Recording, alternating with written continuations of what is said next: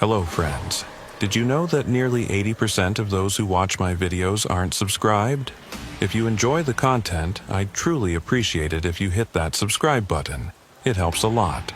Also, don't forget to leave a like and share your thoughts in the comments. Your interaction not only supports the channel's growth, but also helps these stories reach more people. Thank you all for being here. By the way, where are you watching from? Let me know in the comments.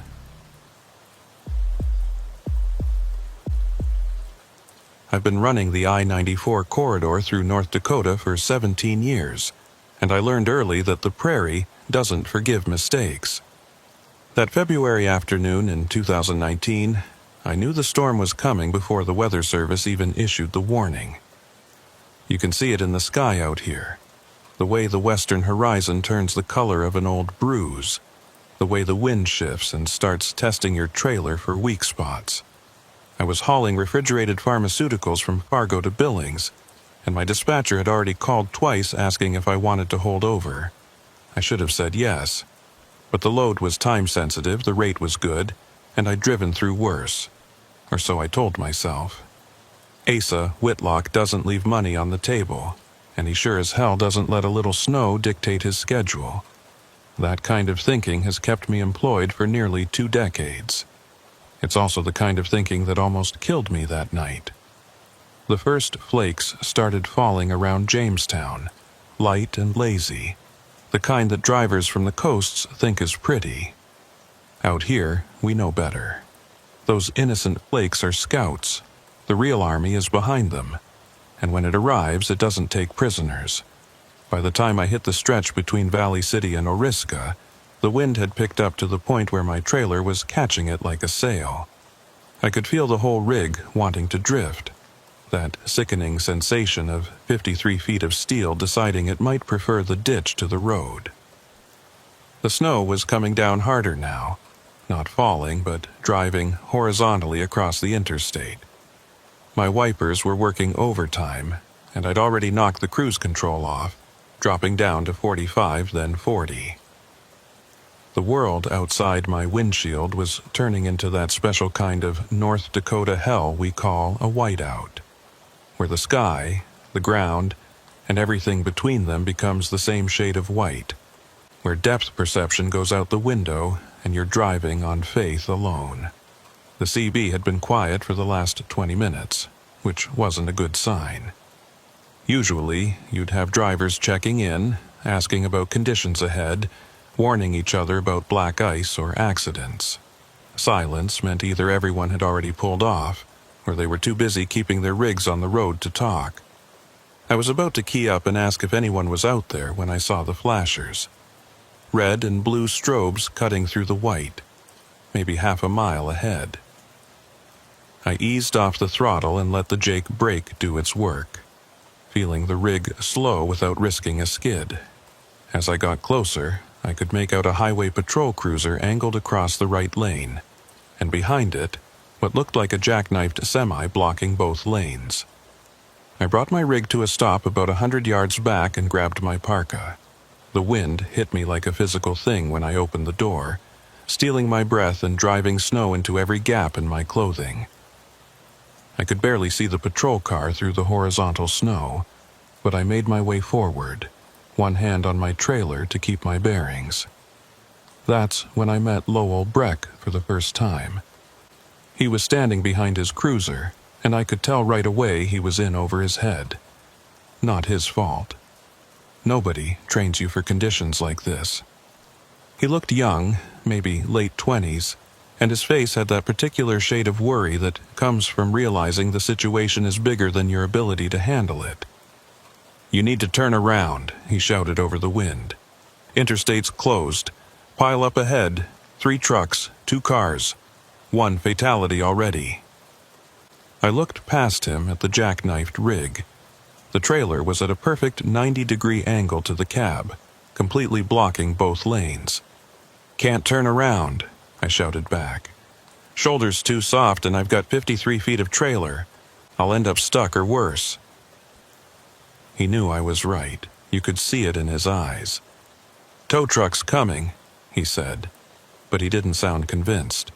How long? Dispatch said 45 minutes. That was 30 minutes ago. We stood there in the howling wind, both of us knowing that 45 minutes in a blizzard might as well be forever. The visibility was down to maybe 20 feet now, and even Breck's cruiser was starting to look like a ghost. That's when we heard it, the deep rumble of a big diesel engine coming from the direction I'd just driven. We both turned, and through the white I could see headlights, high-mounted, the kind you see on a heavy wrecker. The tow truck had made better time than expected, or maybe dispatch had sent them earlier than Breck knew. Either way, I felt a small measure of relief. The wrecker pulled up behind my rig, and the driver climbed down. He was a big man, made bigger by layers of winter clothing, moving with the kind of deliberate care that comes from working in conditions that can kill you if you slip up. When he got close enough for me to see his face, I understood why he moved that way. He had to be 70 if he was a day, with a face that looked like it had been carved from the same bedrock as the prairie itself. "Obadiah Krantz," he said, extending a hand in a heavy work glove. "Heard you folks needed some help." Breck explained the situation. The jackknifed rig, the pile-up ahead, the closure. Krantz just nodded like he'd seen it all before. Probably had. "I'll get that trailer straightened out," he said. "But you two need to get people back. Way back. If that kingpin's damaged or the fifth wheel's compromised, this whole thing could shift when I put tension on it." It was sound advice, and Breck immediately headed back to his cruiser to radio for any other emergency vehicles to hold their distance. I stayed with Krantz as he walked up to assess the jackknifed truck. That's when things started feeling wrong. The truck itself looked abandoned. No lights, no sign of the driver. The cab door was open, swinging slightly in the wind, and snow had already started to pile up on the driver's seat. "Driver must have walked forward to check on the pile-up," I said, but Krantz didn't respond. He was looking at something on the ground, and when I followed his gaze, I saw it too. Dark spots in the snow, leading away from the cab toward the shoulder. Not footprints. The wind had already erased those. These were different, larger, irregular, and they were red. "Blood," Krantz said, his voice flat. "Fresh enough that the snow hasn't covered it yet. We followed the trail with our eyes, watching it disappear into the whiteout on the shoulder side." Breck had come back by then, and when we showed him, his face went even paler than the cold had already made it. "Could be from the accident," he said, but he didn't sound like he believed it. "Could be," Krantz agreed. "But this truck jackknifed clean. No impact damage I can see. And that blood trail's leading away, not toward the pile-up." The three of us stood there, and I could feel the situation changing, transforming from a simple road closure into something else, something worse. Breck got on his radio calling for medical and requesting backup, but the response wasn't good. The storm had spawned multiple accidents across 3 counties, and resources were stretched beyond thin. We were on our own. "I need to check the pile-up," Breck said. "See if anyone's hurt up there, if anyone's seen this driver." He looked at me. "You stay here with your rig. Don't let anyone else come up." Then he looked at Krantz. "You think you can get this trailer moved?" Krantz studied the jackknifed rig for a long moment. "I can move it," he said. "Question is whether I should. If that driver's hurt and wandered off, we might need this as a landmark. In this whiteout, it's the only thing visible from both directions." He had a point, but Breck shook his head. "We've got 24 vehicles backed up and more coming. If we don't clear this, we're going to have another pile-up right here. Move it to the shoulder at least." Krantz nodded slowly and headed back to his wrecker. I watched Breck disappear into the white, heading toward the pile-up he'd mentioned. The storm was getting worse, if that was even possible. The wind was hitting sustained speeds that made standing upright a challenge, and the temperature was dropping fast. I could feel it even through my layers, that bone-deep cold that the prairie is famous for, the kind that finds every gap, every weakness. I made my way back to my rig and climbed into the cab, grateful for the residual warmth. Through my mirror, I could see Krantz working, his wrecker's yellow strobes creating weird shadows in the blowing snow.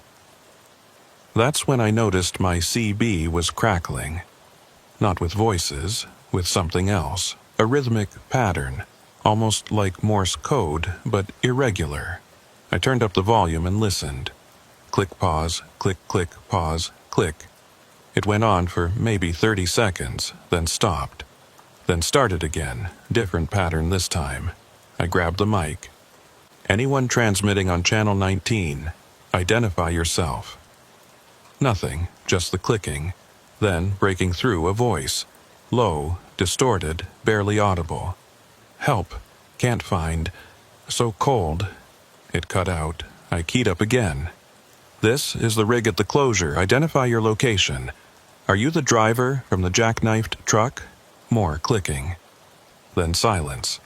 I climbed back down and made my way to where Krantz was hooking up to the jackknifed trailer.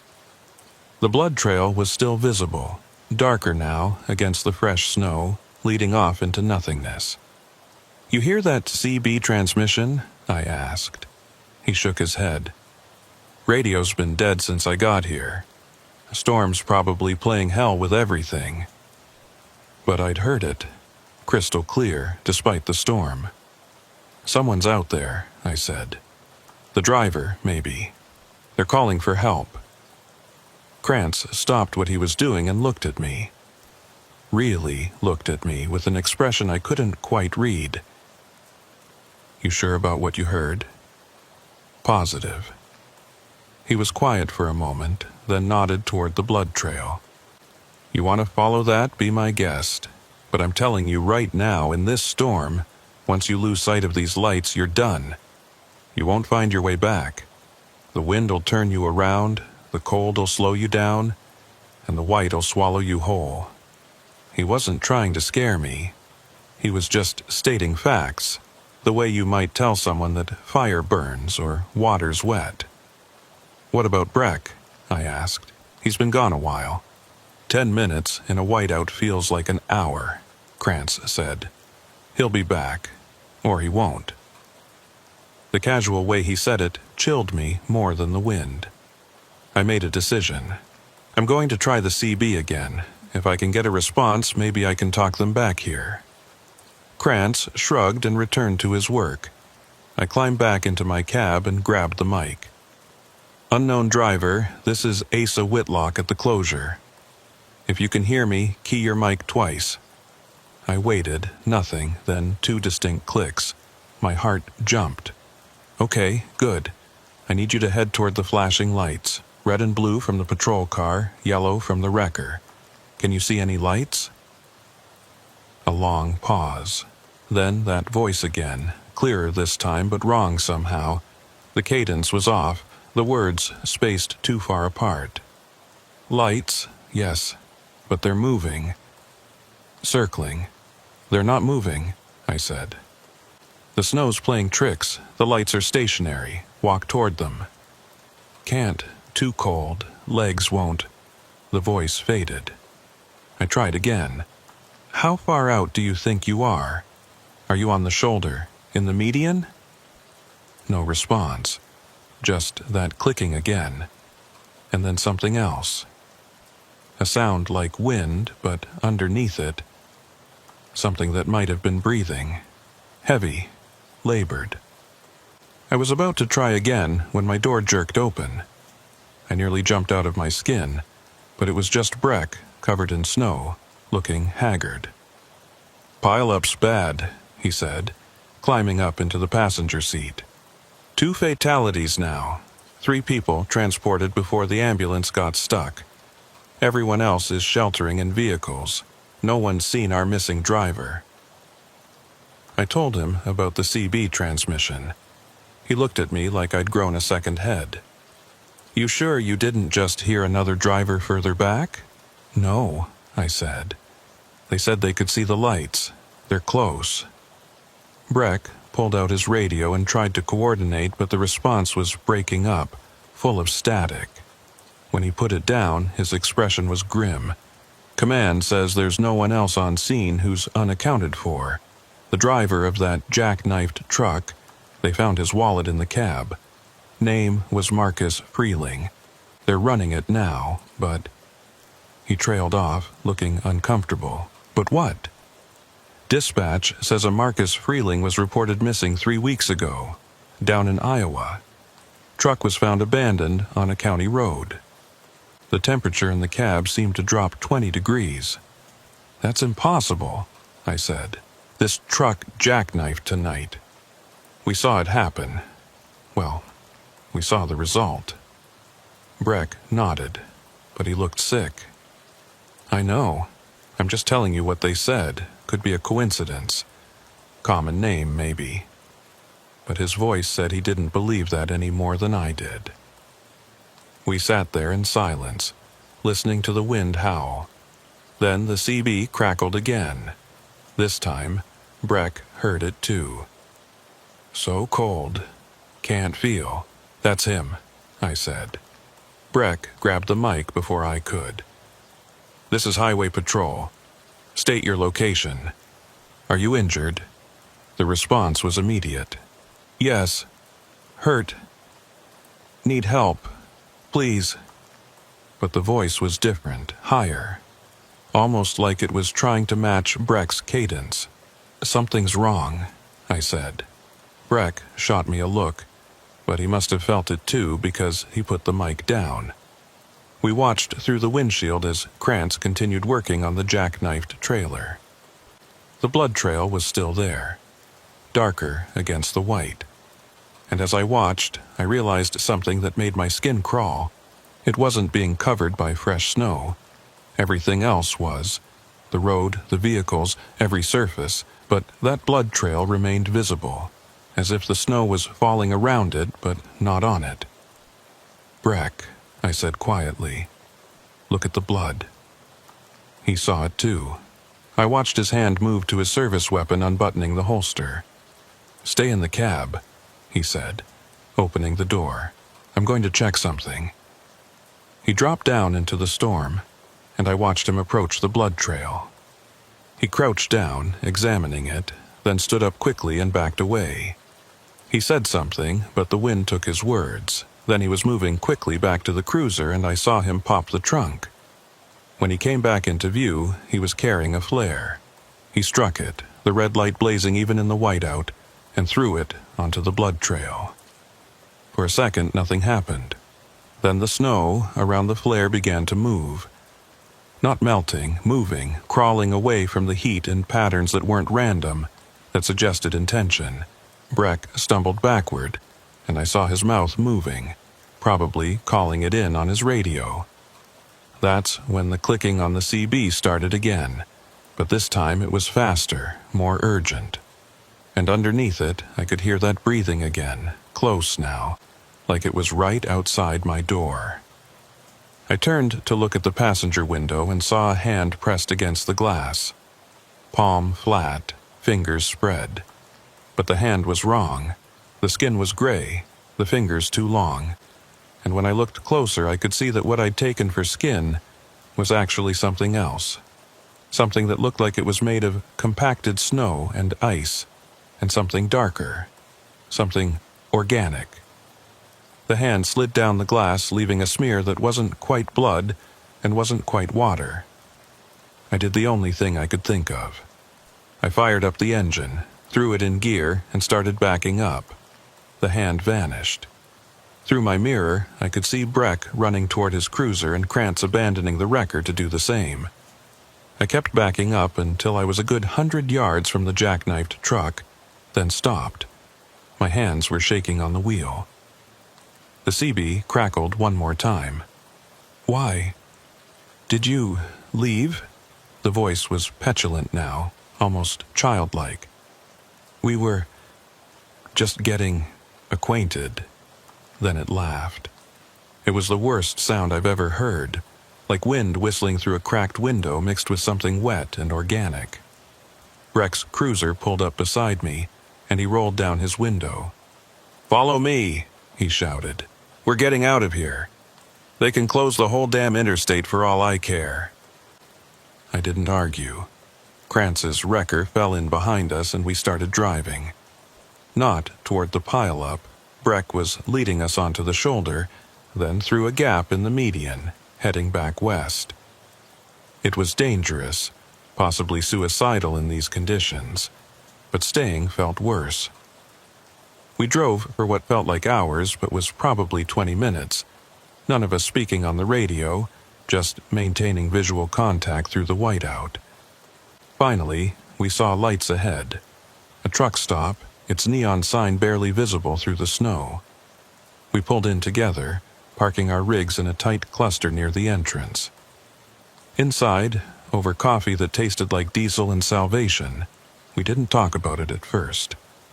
Just sat there, letting the warmth seep back into our bones. Finally, Krantz spoke. 30 years I've been pulling vehicles out of ditches in this state, he said. Seen things you can't explain.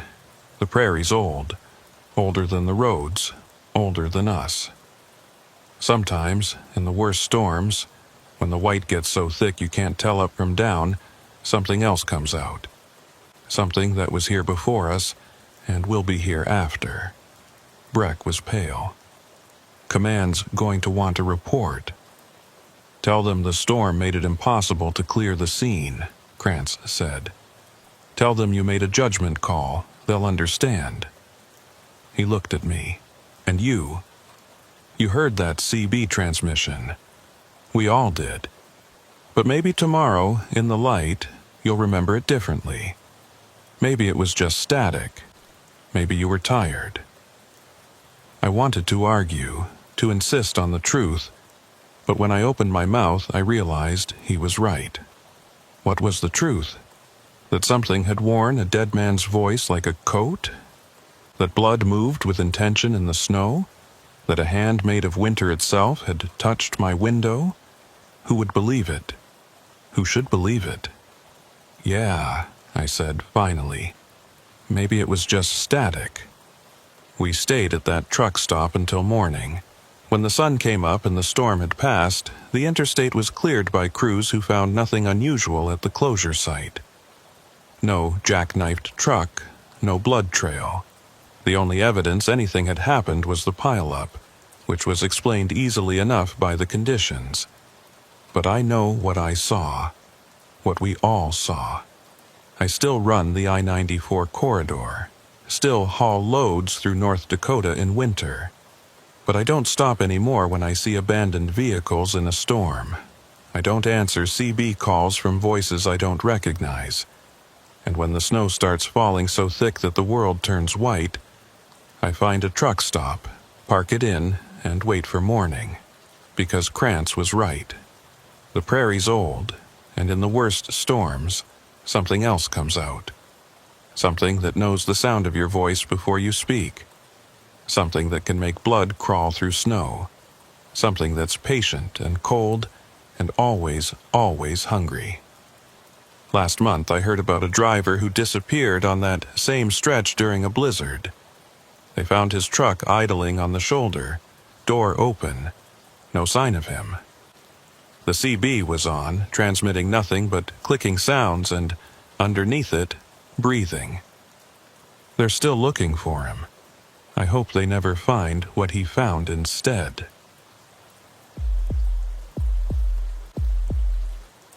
The lake effect snow up in Minnesota's Iron Range doesn't mess around. It comes off Superior like something alive, turns the sky into a gray wall, and dumps snow measured in feet, not inches. I learned that the hard way in January of 2017, running a load of mining equipment parts up to Eli. The forecast called for 6 to 8 inches. We got 36. I've driven through plenty of winter storms, but what happened that night taught me there are worse things than bad weather. Sometimes the weather just reveals what was already waiting. My name's Hiram Keating, and I've been hauling freight for 22 years. Started young, stayed at it, made a decent living. I'm not the kind of driver who looks for trouble or tells wild stories at the truck stop.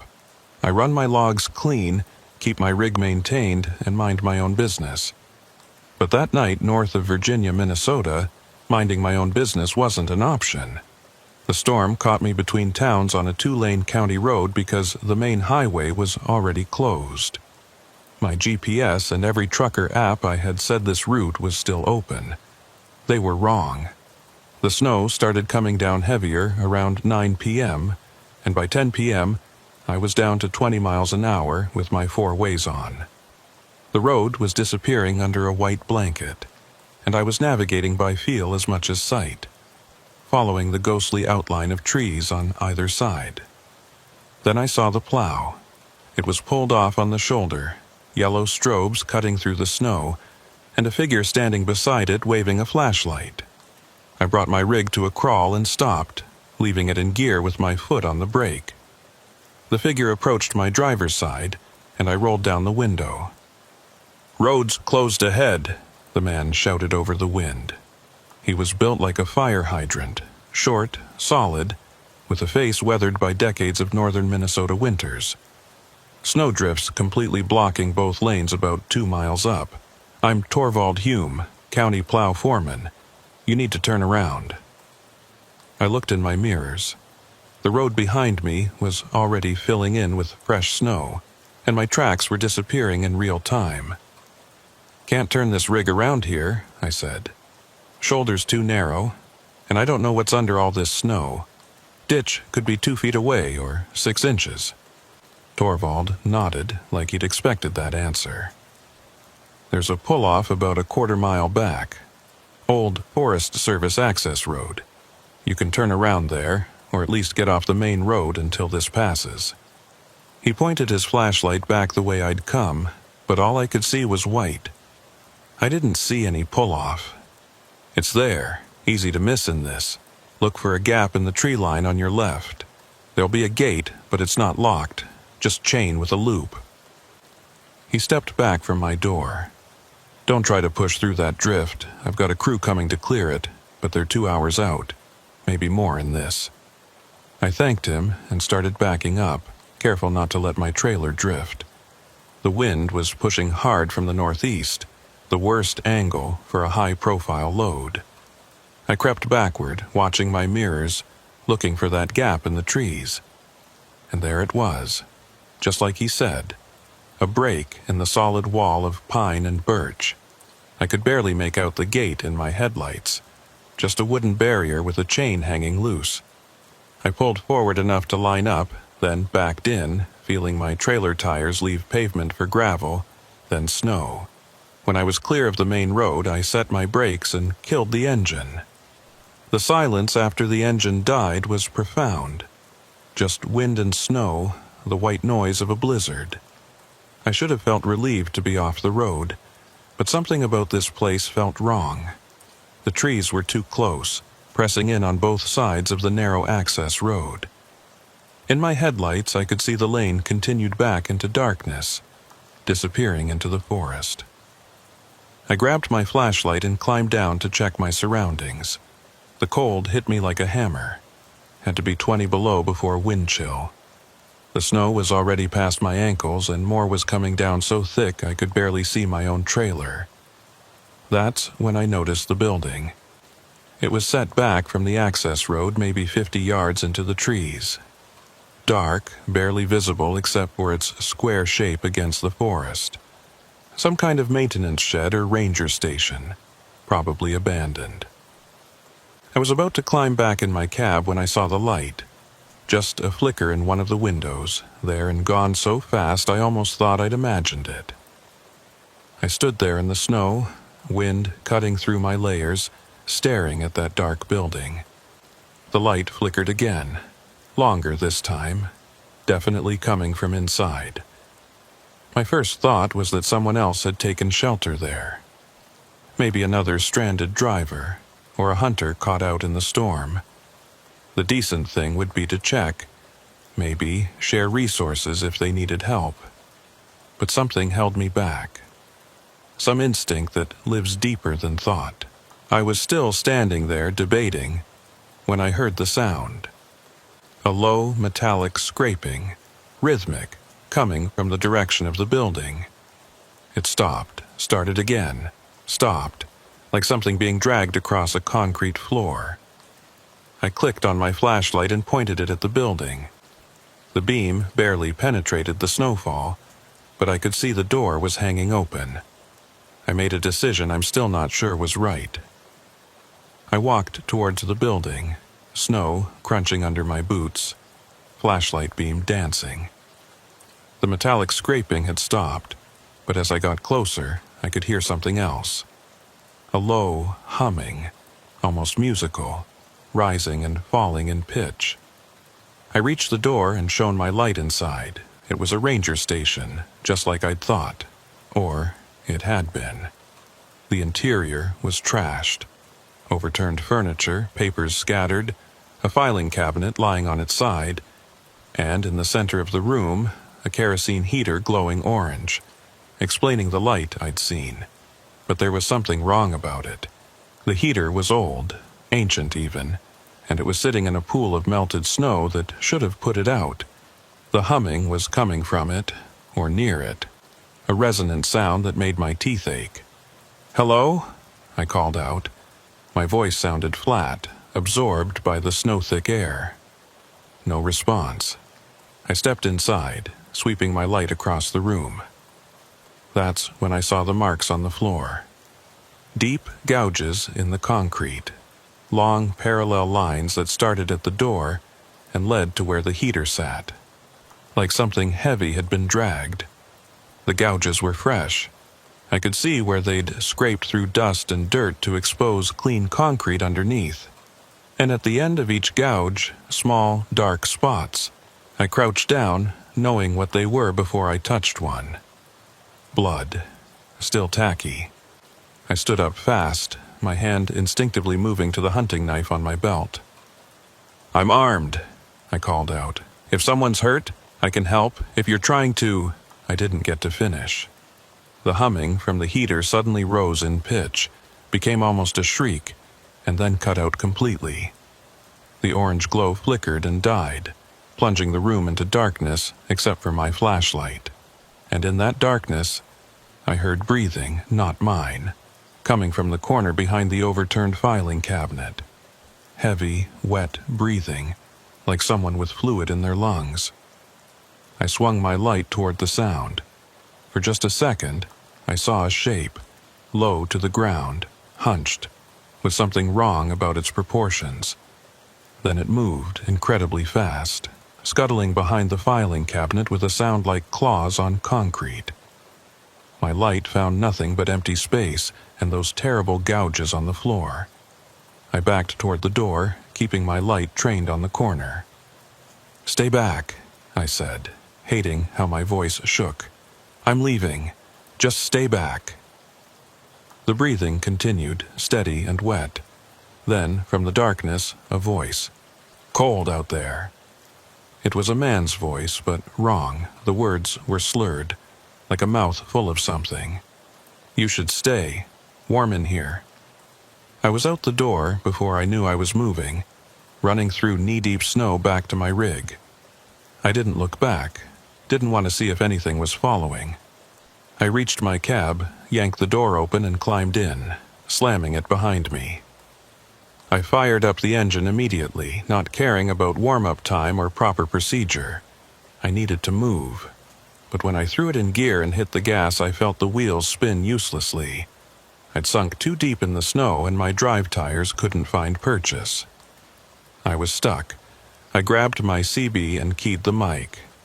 "Anyone on 19, this is a stuck rig on County Road." I didn't even know what road I was on. "North of Virginia, Old Forest Service Access Road. I need a pole now." Static. I switched channels, tried again. Nothing. The storm was blocking everything. I was about to try my cell phone when I saw movement in my mirror. A figure coming from the direction of the ranger station walking with an odd, limping gait. As it got closer, I could make out more details. It was a man, or had been. He was wearing what looked like an old park ranger uniform, but it was torn and stained. His face, I couldn't look at his face for long. There was something wrong with it. Something that made my brain refuse to process what I was seeing. He reached my passenger door and stood there looking up at me. When he smiled, I saw why his voice had sounded wrong. His mouth was full of ice. Not just ice, but frozen blood, tissue. Things that should have been inside a body. When he spoke, it came out in a cloud of vapor so cold it frosted the window. "Stuck?" he asked. "I can help. Let me in. So cold out here." His hand reached for the door handle. I'd locked it the second I got in, but I watched in horror as frost spread across the door, and I heard the lock mechanism begin to freeze, crackling as ice formed inside it. In seconds, it would be frozen solid, useless. He'd be able to open it with a hard pull. I did the only thing I could think of. I grabbed the shifter and started rocking the rig, forward and back, trying to break the wheels free from the snow. The engine roared, transmission screaming in protest. "Don't be rude," the thing outside said, its voice carrying easily over the engine noise. "I'm trying to help. It's warm in here, isn't it? In your cab, I remember warm." The frost on my window was spreading, creating patterns that looked almost deliberate, almost like faces. I kept rocking, desperation giving me strength. Forward, back, forward, feeling the tires bite slightly, slip, bite again. The thing's hand was on the door handle now.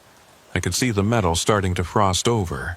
Then, miracle of miracles, I felt the tires catch. The rig lurched forward, and I gunned it, not caring about control, just needing distance. I shot out of that access road and onto the county highway, my trailer fishtailing wildly. I fought the wheel, got it straightened out, and kept going. In my mirror, I saw the figure standing at the edge of the road, still as a post, watching me go. Then the snow swallowed it up, and it was gone. I drove for 10 minutes before I dared to slow down, my heart hammering, hands white-knuckled on the wheel. I should have hit that drift Torvald had warned me about, but I never saw it. Maybe the plow crew had already cleared it. Maybe it was never there. Maybe Torvald wasn't there either. I drove until I found an open truck stop outside of Duluth, pulled in, and just sat there shaking. It was past midnight, and the place was nearly empty. I went inside, got coffee, tried to process what had happened. The waitress, a woman named Eulalie Pritchard according to her name tag, took one look at me and asked if I was okay. I must have looked bad because she brought me a blanket and told me to sit by the heater. "You look hypothermic," she said. She had a nurse's directness, that way of assessing someone in seconds. "When's the last time you were warm?" "I don't know," I admitted. She frowned. "I'm going to take your temperature." She came back with a thermometer, one of those forehead ones. She held it up, and her frown deepened. "This can't be right. Says you're 94 degrees. You should be in the hospital." But I didn't feel cold anymore. Actually, I felt fine. Better than fine. The shaking had stopped, and the coffee tasted incredible, each sip warming me from the inside. "I feel okay," I told her. She didn't look convinced, but didn't push it. As I sat there, I started to wonder if I'd hallucinated the whole thing. Hypothermia can cause confusion, hallucinations. Maybe there was no ranger station, no figure, no frozen horror wearing a man's skin. Maybe I'd been starting to freeze, and my brain had conjured the whole thing. But when I went back to my rig, I saw it.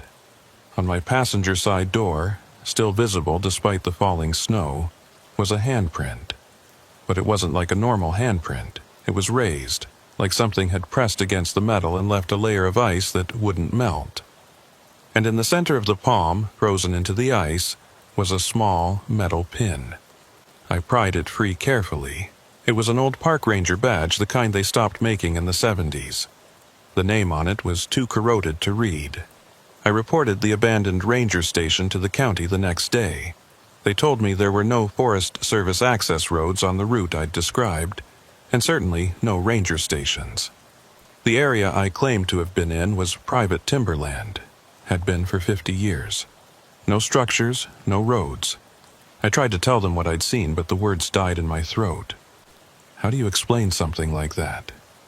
How do you make someone believe that you met something wearing a dead man's skin, something that wanted to warm itself with your heat, your life? I still have the badge. I've looked into it, tried to find records. There was a ranger station in that area, but it burned down in 1973. The ranger on duty, a man named Olson, died in the fire. They said he was trapped inside, that the doors froze shut in the cold. They found him by the heater, or what was left of him. I don't run the Iron Range routes anymore.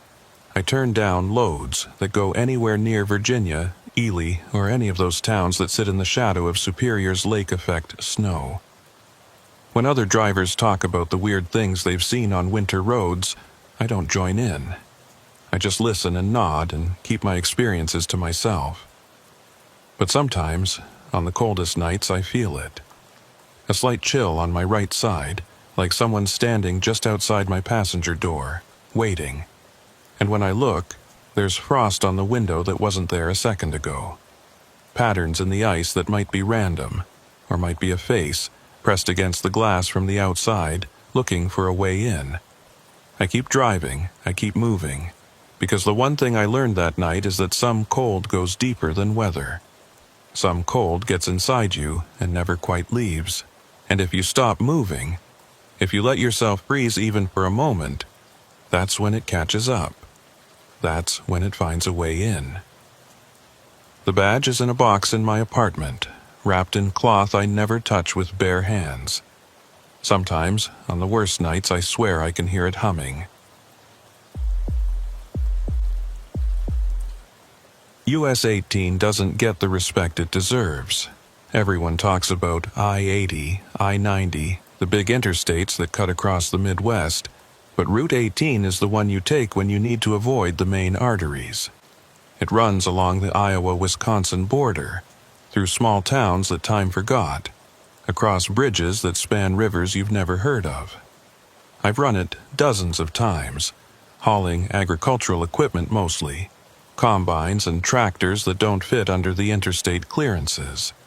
It's a good road, usually, but in February of 2020, it became something else entirely. My name's Cyrus Murdoch, and I've been driving for 15 years. I'm careful, methodical, the kind of driver who checks his load 3 times before rolling out, who keeps maintenance records in a binder, who's never missed a delivery deadline. But that week in February, careful didn't matter. The storm that rolled through the border region wasn't the biggest I'd ever seen, but it was the most vindictive. It came in waves, dumping snow, then freezing rain, then more snow. The roads became sheets of ice with a coating of powder, and the bridges, God, the bridges became death traps. I was hauling a partial load, which in retrospect probably saved my life. A full 53 feet would have been too much weight on those ice-slicked bridges. As it was, I had maybe 20,000 pounds of seed drills and cultivator parts heading to a co-op in Prairie du Chien. The storm hit harder than forecasted, and by the time I crossed into Wisconsin, I was already regretting not staying put in Decorah. But the delivery was time-sensitive. The farmer needed this equipment for spring planting, and I'd made a commitment. So I pushed on, wipers working overtime, heater blasting, every muscle tense as I navigated the increasingly treacherous road. The first bridge closure sign appeared around 3 p.m. Little Turkey River Bridge closed due to ice. There was a detour marker, but the arrow pointed down a county road that looked barely wide enough for a pickup, let alone a semi. I grabbed my atlas and tried to find an alternate route. That's when I realized just how trapped I was. The main highway back was already closed behind me.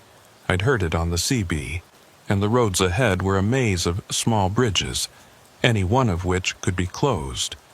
I was committed now, whether I liked it or not.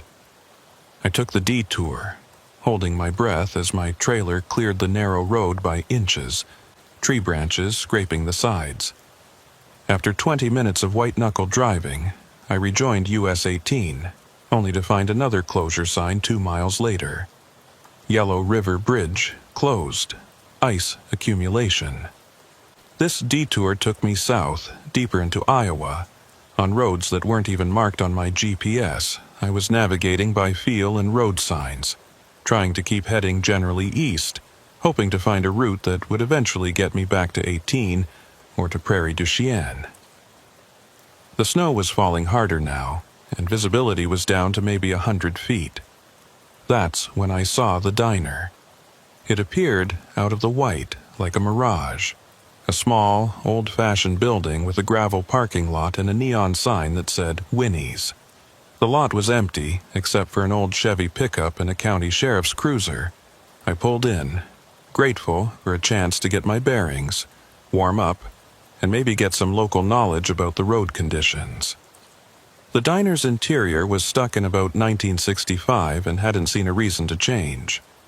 Red vinyl booths, checkered floor, a long counter with chrome stools.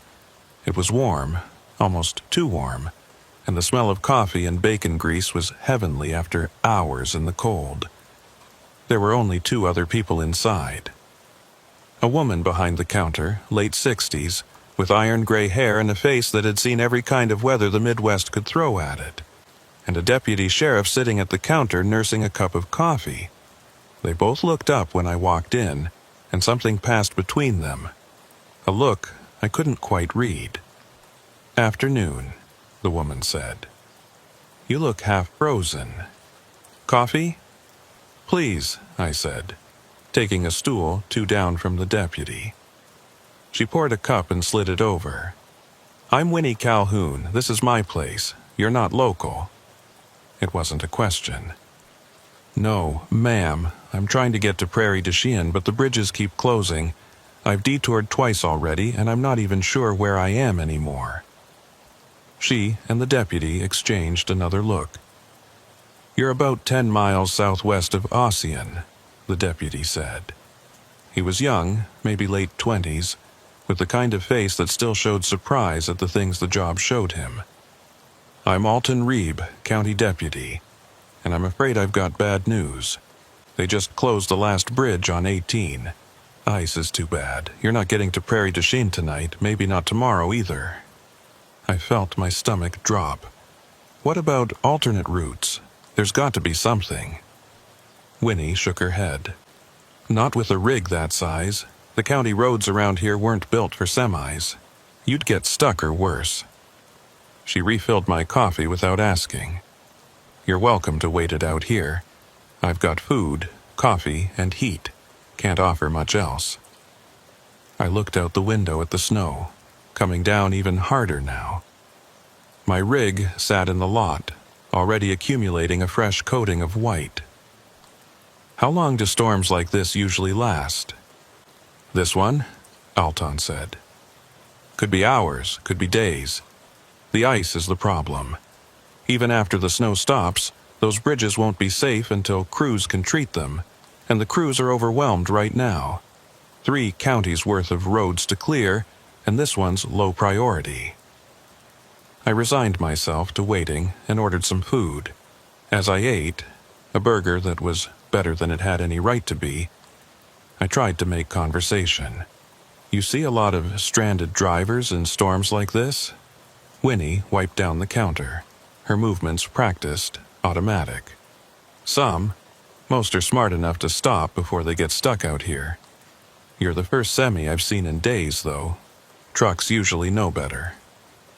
There was something in her tone, not quite accusatory, but close, like I'd broken some unspoken rule by being here. Alton seemed to pick up on it too because he cleared his throat. "You said you detoured twice?" I nodded. Little Turkey River, then Yellow River. Something flickered in Alton's eyes. When did you hit Yellow River? About an hour ago, maybe less. Why? He pulled out his radio and keyed it up. Dispatch, this is Unit 7. Can you confirm status on Yellow River Bridge? Static, then a woman's voice. Unit 7, Yellow River Bridge is open. I repeat, open. Ice cleared as of 1400 hours. Alton looked at me. What did the sign say exactly? I tried to remember. Bridge closed due to ice accumulation. There was a detour arrow. Alton stood up, his hand dropping to his service weapon in that automatic way cops have when something doesn't feel right. There's no closure on Yellow River. Hasn't been all day. And we don't use accumulation on our signs. They just say bridge closed or bridge iced. The diner suddenly felt too warm. Are you saying someone put up a fake sign? I'm saying something's not right, Alton said. He looked at Winnie. You got your shotgun behind the counter? She nodded, her face gone hard. Same as always. I didn't understand what was happening, but I could feel the temperature in the room changing, tension replacing the earlier warmth. What's going on? I asked. Alton didn't answer directly. Instead, he asked, This detour you took, did you see anyone else? Any other vehicles, any houses, anything? I thought back. No, nothing, just trees and snow and road. He swore softly. And you ended up here, at Winnie's. Is that a problem? Winnie answered, her voice tight. It's a problem because Winnie's isn't on any detour route from Yellow River. To get here from there, you'd have to know these roads. You'd have to be trying to find this place. The implications of what she was saying hit me slowly, like cold water seeping through clothes. You're saying someone guided me here. Someone wanted me at this diner. Alton moved to the window looking out at the parking lot. How much fuel you got? The question seemed random, but I answered. 3/4 of a tank. Maybe 400 miles worth. Phone? Dead. Tried to charge it in the cab, but the charger port's been acting up. Alton nodded like this confirmed something. They've been doing this for 3 weeks now. Fake signs, bad detours, leading people to isolated spots. Sometimes it's a closed diner, sometimes an empty gas station. One trucker ended up at an abandoned way station. The pattern's always the same. Driver gets turned around, ends up somewhere isolated, and then he trailed off. Then what? I asked, though I wasn't sure I wanted the answer. Winnie spoke up. Then they wait, they watch, and when you're vulnerable, low on fuel, phone dead, no idea where you are, they make their move. Who's they? The word had barely left my mouth when the lights went out. Not flickering, not a power failure, just instantly dark. The only light came from the gray snow glow through the windows. Alton drew his weapon, and I heard Winnie moving behind the counter. The unmistakable sound of a shotgun being racked. Stay low, Alton whispered, away from the windows. I dropped behind the counter, my heart hammering. What's happening? They cut the power, Winnie said. She was crouched next to me, the shotgun steady in her hands. Means they're here. Means they've decided it's time. Through the window, I could see my rig, and beyond it, emerging from the tree line, shapes. Human-shaped, but moving wrong, too smooth, too coordinated. There were 5 of them, spread out, approaching the diner from different angles. Alton fired a shot through the window, the sound deafening in the small space. One of the shapes dropped, but the others kept coming. They're not stopping, he said, more to himself than us. He fired again, and again. 2 more shapes went down, but they got back up. Just stood up like the bullets had done nothing. That's when I understood. These weren't people. or they weren't anymore. "The back door," Winnie said urgently. "Out through the kitchen. There's a root cellar, old storm shelter. They might not know about it." We moved, half crawling, as something hit the front door hard enough to shake the frame. Alton covered us, firing methodically, buying seconds we desperately needed. The kitchen was dark, but Winnie moved through it with the confidence of someone who'd worked there for decades.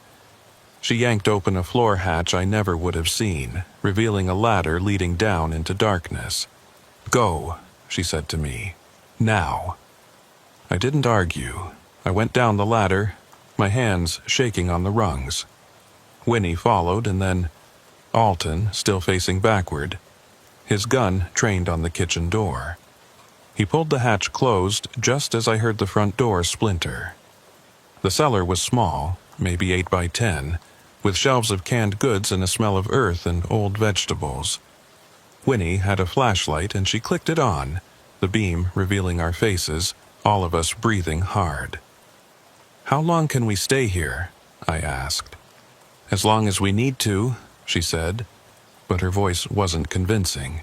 We could hear movement above us, footsteps crossing the diner floor, methodical, searching.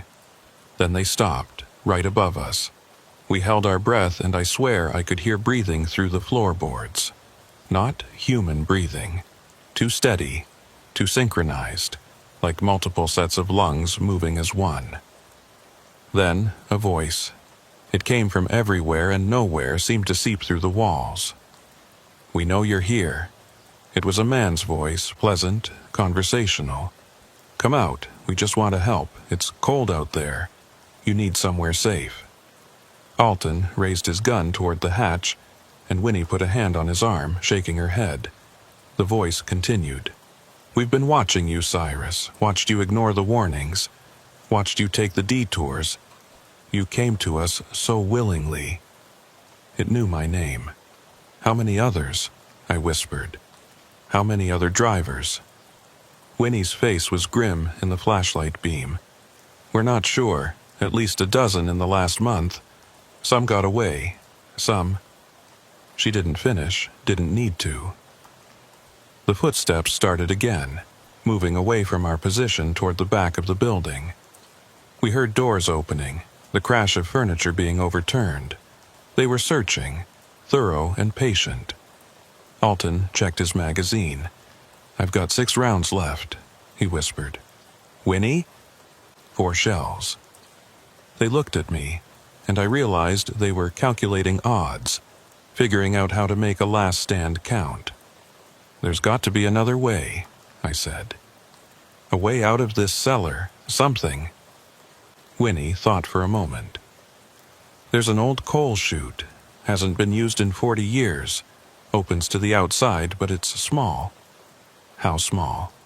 "You might fit. Me, maybe. Alton's too broad in the shoulders." Alton didn't argue, just nodded. "Where does it come out?" "Side of the building, faces the woods. If you can get to it without them seeing, you might make the tree line." I looked at him. "I'm not leaving you here." "You're not leaving me. You're going for help. You get to your rig, you drive until you get the cell signal, you call this in with everything you've got. State police, feds, I don't care. You tell them what's happening here." The footsteps above us stopped again. Silence, heavy and expectant. Then the voice returned, closer now, like whoever it was had put their mouth right against the floorboards. "Cyrus, your truck's lovely. We've been admiring it. But the fuel line's awfully exposed. Would be a shame if something happened to it. If you were stuck here with us." Panic surged through me. Without my rig, I had nothing. No escape, no shelter, no way to call for help once I got out of range of whatever was jamming signals here. Winnie grabbed my arm. "Now, the coal chute's in the far corner. You've got maybe 30 seconds before they realize we're not coming up." I moved, crawling across the dirt floor to where she pointed. There it was, a small metal chute, angled up toward the surface. I pushed on it, and the hatch gave way, rusted hinges screaming. Snow fell through the opening, and I could see gray daylight. I looked back at Winnie and Alton. "I'll come back. I'll bring help." "I know you will," Alton said, though his eyes said he knew different. "Now go." I squeezed through the chute, my shoulders scraping metal, pulling myself up and out into the snow. I emerged on the side of the building, just as Winnie had said, facing the woods. I could see my rig in the front lot, untouched so far, and I could see them. 3 figures standing by the diner's front door, backs to me. I had maybe 10 seconds before they turned. I ran, not toward my rig, that was suicide. Into the woods, deep and fast, branches whipping my face, snow soaking through my jeans. Behind me, I heard shouts, not words but sounds, inhuman and full of rage. I didn't look back. I just ran until my lungs burned and my legs threatened to give out. When I finally stopped, bent over, gasping, I realized I was lost. Completely, utterly lost in a forest I didn't know, in a storm that showed no signs of stopping. But I was alive, and I still had a chance. I walked for what felt like hours but was probably less than 1, trying to keep heading in one direction, using the wind as a guide. The cold was seeping in now, my wet clothes working against me. I was starting to feel the first signs of hypothermia. The shivering, the confusion, the overwhelming urge to just sit down in the snow and rest. That's when I saw the road. A real road, plowed recently with tire tracks still visible. I stumbled onto it and started following the tracks. After maybe a mile, I saw lights. A gas station, open with cars at the pumps. I nearly cried with relief. Inside, I used the payphone, remember those? To call 911. Told them everything. The diner, the fake signs, Winnie and Alton, the things pretending to be human. The dispatcher sounded skeptical, but she sent units. I waited there, drinking coffee I couldn't taste, wrapped in a blanket the attendant gave me. The state police arrived an hour later. They took my statement, drove me back toward where I thought the diner was. But we couldn't find it. The roads I'd taken didn't exist on any map, and where the diner should have been there was just forest. Deep, unbroken forest that looked like it hadn't been disturbed in decades. They searched for 3 days, found no diner, no root cellar, no Winnie Calhoun or Alton Reeb. The county had no record of a deputy by that name. And when I finally found my rig, it was parked at a truck stop outside Prairie du Chien. The delivery had been made, papers signed, load unloaded. But I have no memory of doing it. My logbook shows a gap of 18 hours. 18 hours I can't account for. The only proof I have that any of it happened is the dirt under my fingernails from the root cellar, and a business card in my pocket. Handwritten, in an old-fashioned script. Winnie's Diner. Good food, good company. Open when you need us. I don't run the border routes anymore. Don't take US 18, don't trust detour signs, don't stop at diners I haven't researched thoroughly. And when other drivers talk about getting turned around in storms, about roads that shouldn't exist, and places that appear out of nowhere, I listen. I listen, and I wonder how many of them found what I found. How many made it out? And how many are still there? In that cellar or places like it, waiting for someone to believe their story enough to come looking. The card's in my wallet still. Sometimes, late at night, I take it out and look at it. The writing's faded now, but it's still legible. And on the back, in different handwriting, a message I didn't notice before. You were lucky, Cyrus. Most don't leave. But we'll see you again. The roads always loop back. I hope to God that's not true, but I check my mirrors more than I used to, and I never, ever follow a detour without confirming it first.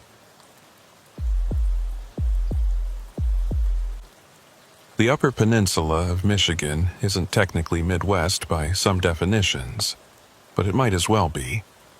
It's got the same brutal winters, the same endless stretches of nothing, the same way of making you feel small and insignificant against forces you can't control.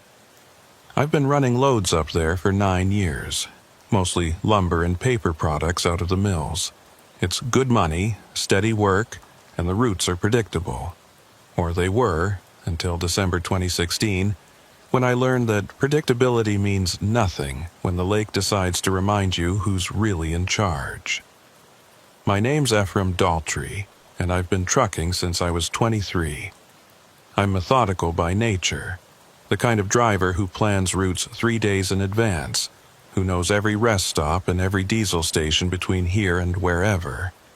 I don't take unnecessary risks, don't push my hours, don't ignore weather warnings, which is why what happened that week makes no sense.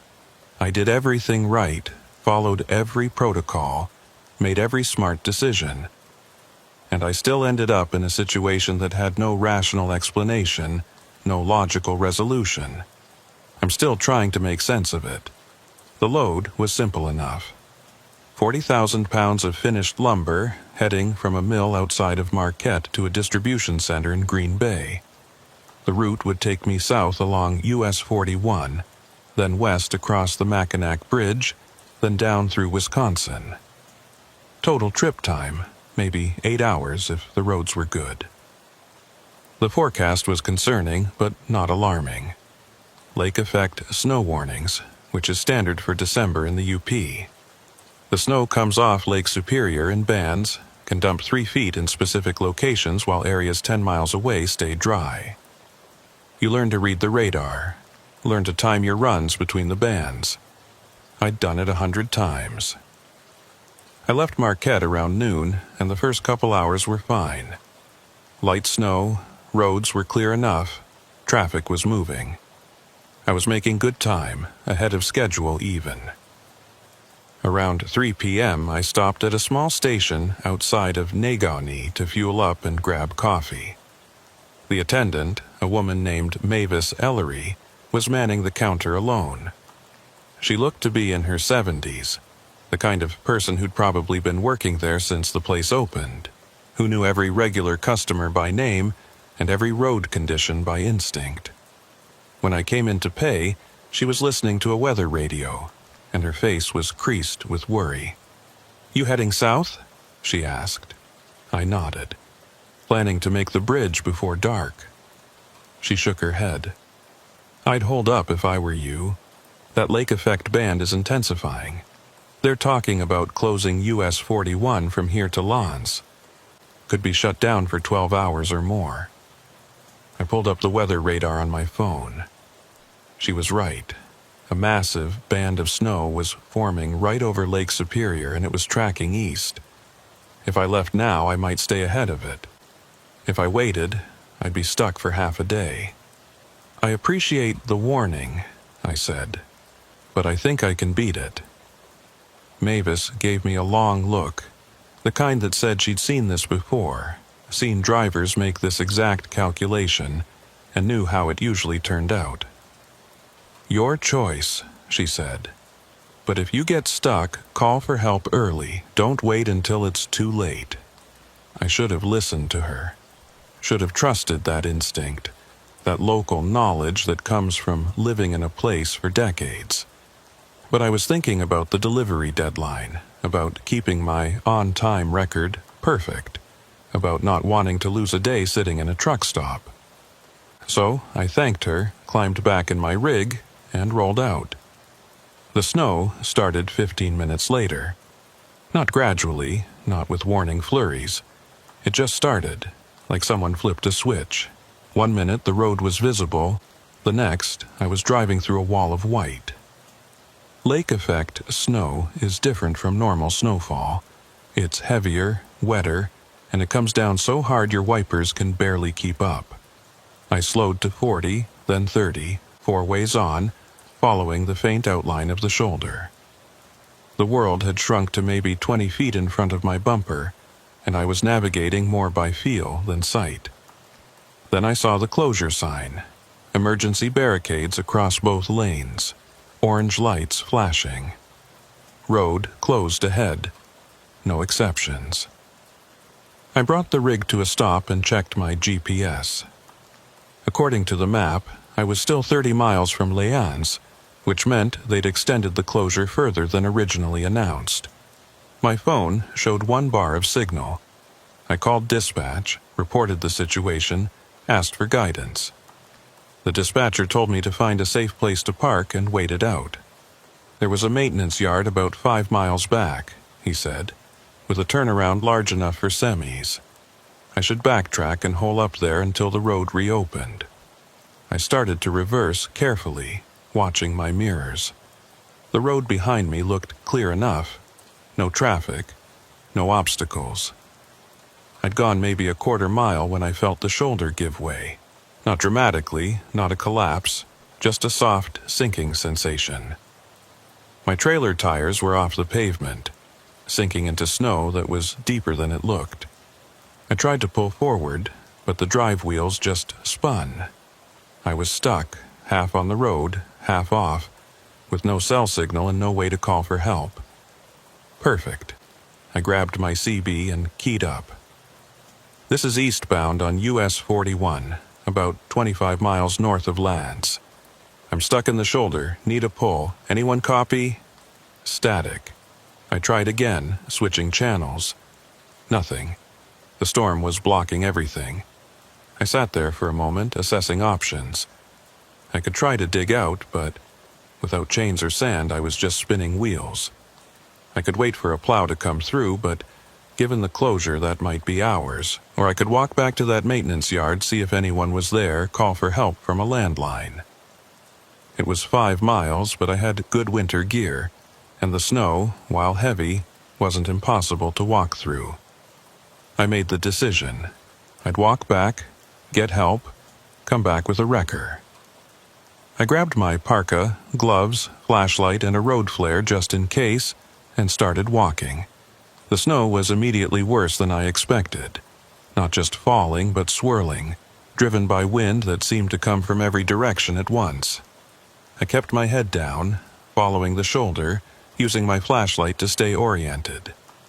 After about a mile, I started to wonder if I'd made a mistake.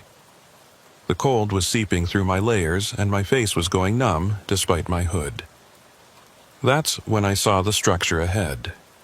Not the maintenance yard. I hadn't gone far enough for that.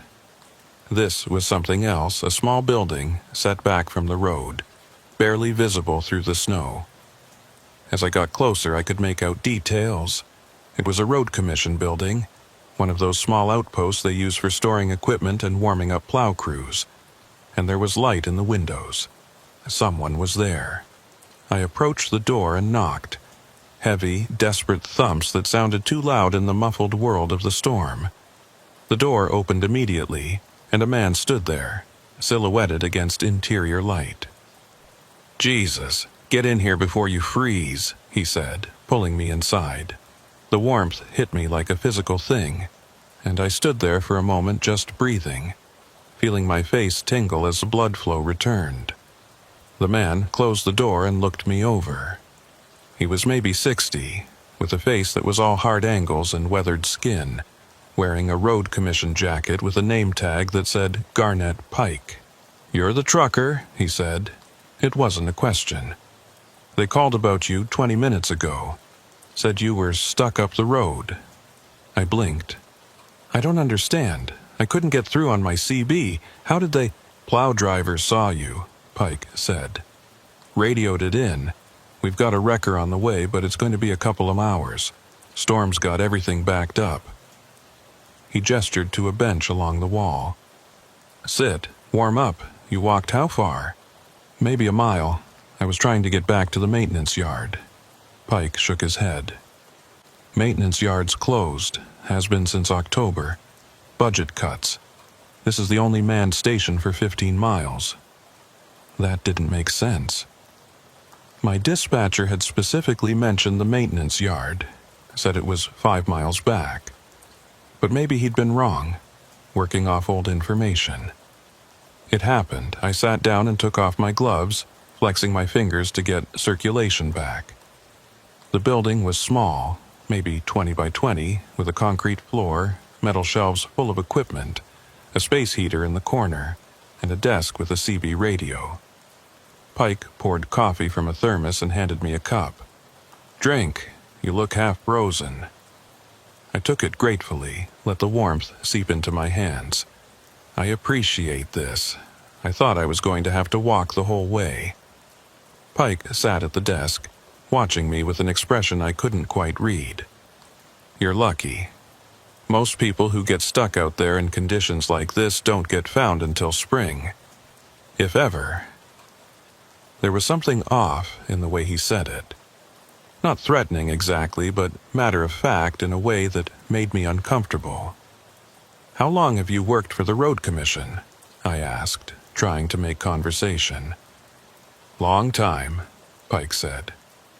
"Since before you were born, probably. I've seen a lot of storms, a lot of drivers who didn't respect the lake. The lake doesn't forgive mistakes." I nodded, sipping my coffee. It tasted strange, slightly bitter, but I chalked that up to being cheap commission coffee. I usually respect it. Just thought I could beat the band this time. Pike smiled, but it didn't reach his eyes. "Nobody beats the lake. The lake always wins." We sat in silence for a while, listening to the wind howl outside. I was starting to feel drowsy, the warmth and exhaustion catching up with me. My eyes kept wanting to close, and I had to force them open. "You should rest," Pike said. "Wrecker's going to be at least 2 hours. No point staying awake." I wanted to resist, but the drowsiness was overwhelming. I stretched out on the bench, using my folded parka as a pillow. The last thing I remember before sleep took me was Pike sitting at the desk, still watching me, and the strange thought that the radio on his desk wasn't making any sound. No static, no voices, just silence. When I woke up, something was wrong. The light was different, grayer, and the temperature had dropped significantly. I was shivering despite my layers. I sat up, confused, and looked around. Pike was gone. The space heater was off. And when I checked my watch, I saw that it was 6 a.m. I'd been asleep for over 14 hours. That wasn't possible. I couldn't have slept that long, not in these conditions, not sitting up on a hard bench. But my watch didn't lie, and the light coming through the windows was definitely dawn light, not afternoon. I stood up, my body stiff and aching, and called out, "Pike? Mr. Pike?" No response. The building was empty except for me. I walked to the door and tried to open it. Locked. Not just locked, frozen shut, ice sealing the jamb. I shoved hard, throwing my shoulder against it, and it gave way with a crack. Cold air rushed in, and I stepped outside into a world transformed. The snow had stopped, and in its place was an eerie stillness. My rig was visible up the road, still stuck where I'd left it, but it was now completely buried under a drift that rose halfway up the cab. And the road was pristine, untouched by any plow, any traffic, any footprints except mine leading away from the building. I looked back at the building I'd sheltered in. In the morning light, I could see what I'd missed in the storm. The windows were boarded up, or had been. The boards had fallen away in places, revealing broken glass beneath. The door hung crooked on rusted hinges, and the sign, half obscured by snow, read, "Closed for demolition." "Do not enter." I felt my stomach drop. I pulled out my phone, no signal, still, but I had battery, and I opened the Notes app and started recording what I could remember. The date and time I'd entered, the conversation with Pike, the coffee, everything. Because I was starting to understand that something was very, very wrong, and I needed to document it while the memories were fresh. I started walking back toward my rig, or what I could see of it. The snow was deep, well over my knees in places, and progress was slow. I was maybe halfway there when I heard it. An engine, distant but getting closer. I turned and saw a snowplow coming up the road, its blade pushing a wall of white ahead of it. I waved my arms, and it slowed to a stop. The driver climbed down, a young guy with a face full of concern. "You the stuck trucker?" he asked. "Yeah," I said. I stopped. What was I going to say? That I'd spent 14 hours unconscious in an abandoned building with a man who might not have been real? "I've been trying to dig out," I finished lamely. The driver shook his head. "Lucky we found you. This stretch of road's been closed since yesterday afternoon. We're just now getting to clearing it. You've been out here all night?" "Yeah," I said, because what else could I say? He radioed for a wrecker and offered me a ride to the nearest open station. I accepted, climbing into the warm cab of the plow gratefully. As we passed the building I'd sheltered in, I looked at it closely. In the daylight it was clearly abandoned, clearly had been for years. The roof was partially collapsed, the interior visible through gaps in the walls. Nobody could have been working in there. Nobody could have survived a night in there without freezing. The driver noticed me looking. "That old place. Been closed for 5-6 years now. They were supposed to tear it down, but you know how it is. Budget's always tight. Anyone ever work there? A man named Garnet Pike?" The driver frowned. "Pike? That name sounds familiar. Hold on." He grabbed his radio and called in. After a brief exchange, he turned back to me. "My supervisor says Garnet Pike was a road commissioner back in the day. Died in the 90s, I think. Got caught in a lake-effect storm while checking on a closure. They found him frozen in his truck about 2 miles from here. The implications settled over me like the snow. I'd spent the night in an abandoned building, talking to a dead man, drinking coffee that couldn't have existed. And yet I'd survived. I should have frozen. Should have died of exposure or hypothermia in that unheated building. But I hadn't. I'd woken up cold but alive, functional enough to walk. The wrecker met us at my rig, and the operator, a taciturn guy who didn't waste words, got me pulled out in about 20 minutes. My truck started on the first try, no damage, no issues. It was like the whole thing had never happened. I drove to the nearest truck stop and sat there for an hour, drinking real coffee, trying to process what had happened. Finally, I called the road commission office and asked to speak to someone about the building. I described the location, described what I'd seen. The woman on the phone was confused.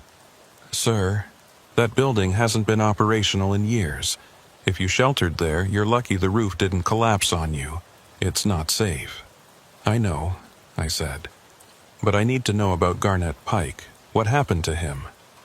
She put me on hold, came back a few minutes later. "Garnet Pike died in 97. He was checking on a closure during a lake-effect storm when his truck went off the road. He tried to walk to safety, got disoriented in the whiteout. They found him 3 days later, frozen, about a quarter mile from his commission building, the building where he'd worked for 30 years. Did they say anything else about how he died? Just that he was almost home. He'd made it within sight of his building. They said if he'd gotten inside, if he'd had shelter and warmth, he would have survived. But the door was frozen shut. He died on the doorstep." I thanked her and hung up. I sat there for a long time, staring out at the snow-covered lot. I thought about Pike, dying in sight of safety, freezing because he couldn't get that door open.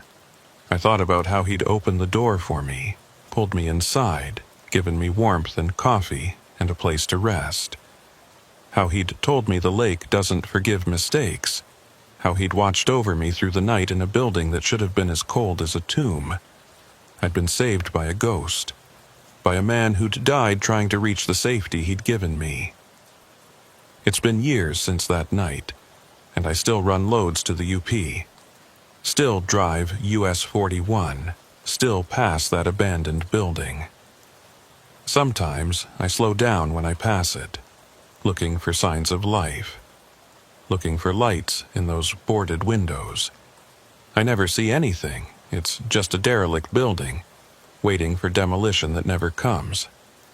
But I think about Pike sometimes, about why he helped me, why he appeared when I needed him.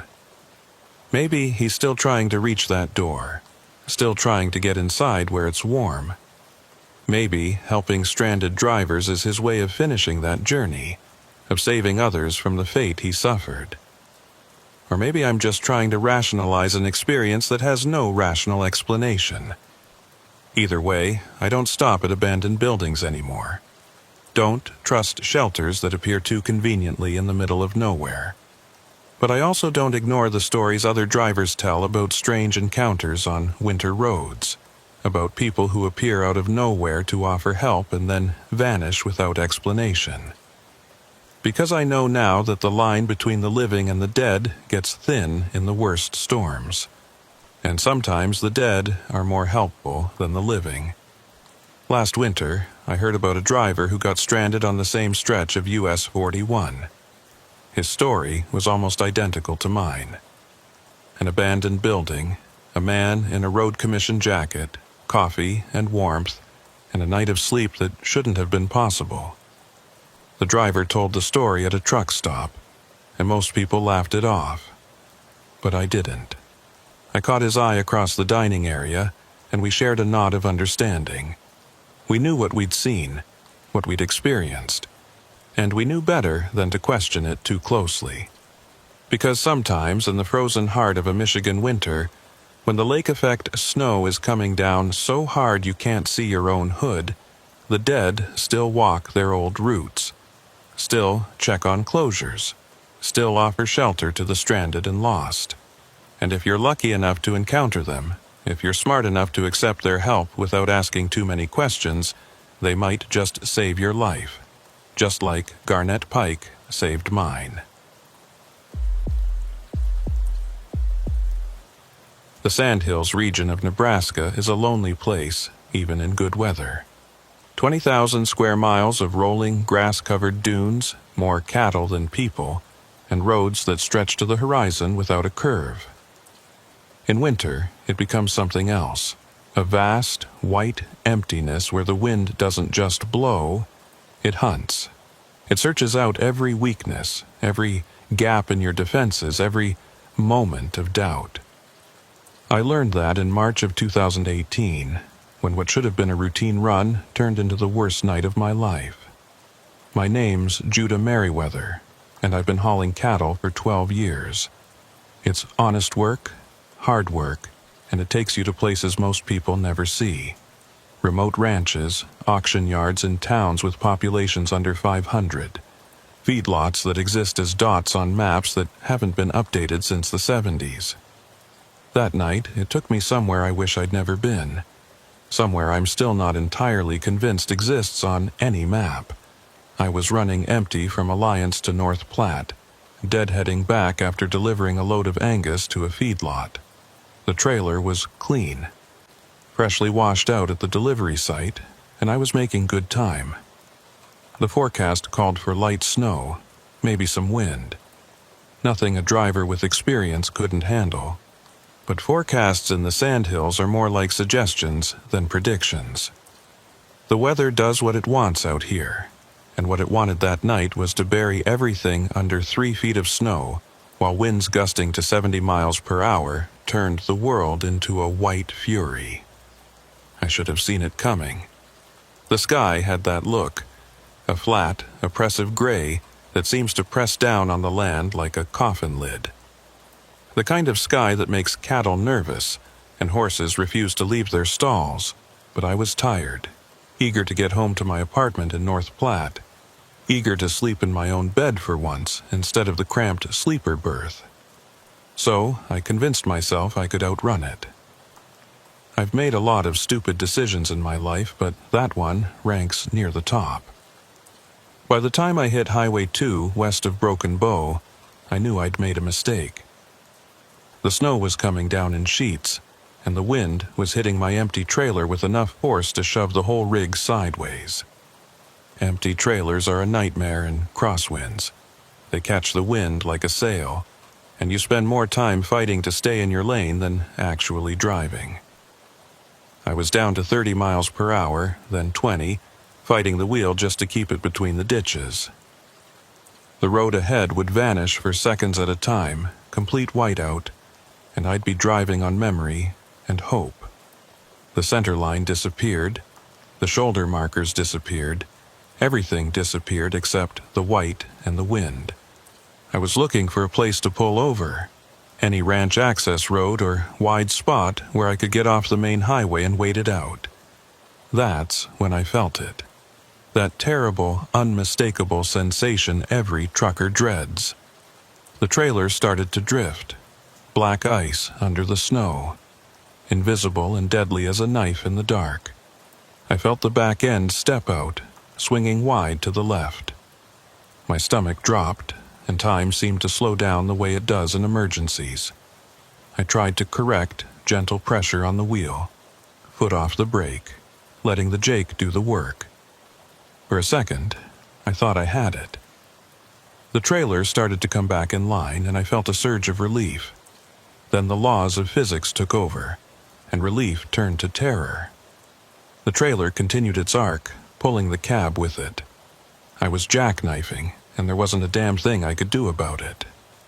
I felt the whole rig start to tip. That slow-motion moment where you know what's coming but can't stop it. Time stretched out impossibly. I saw my coffee cup lift off the holder, saw my CB mic swing on its coil, saw the world outside my windshield start to rotate. The passenger side lifted, kept lifting, and then I was going over. The world rotated 90 degrees, and gravity betrayed me. I was lying on the driver's side door, held in place by my seatbelt, looking up at the passenger window like it was a skylight. The crash was less dramatic than you'd think. No explosion, no fireball like in the movies.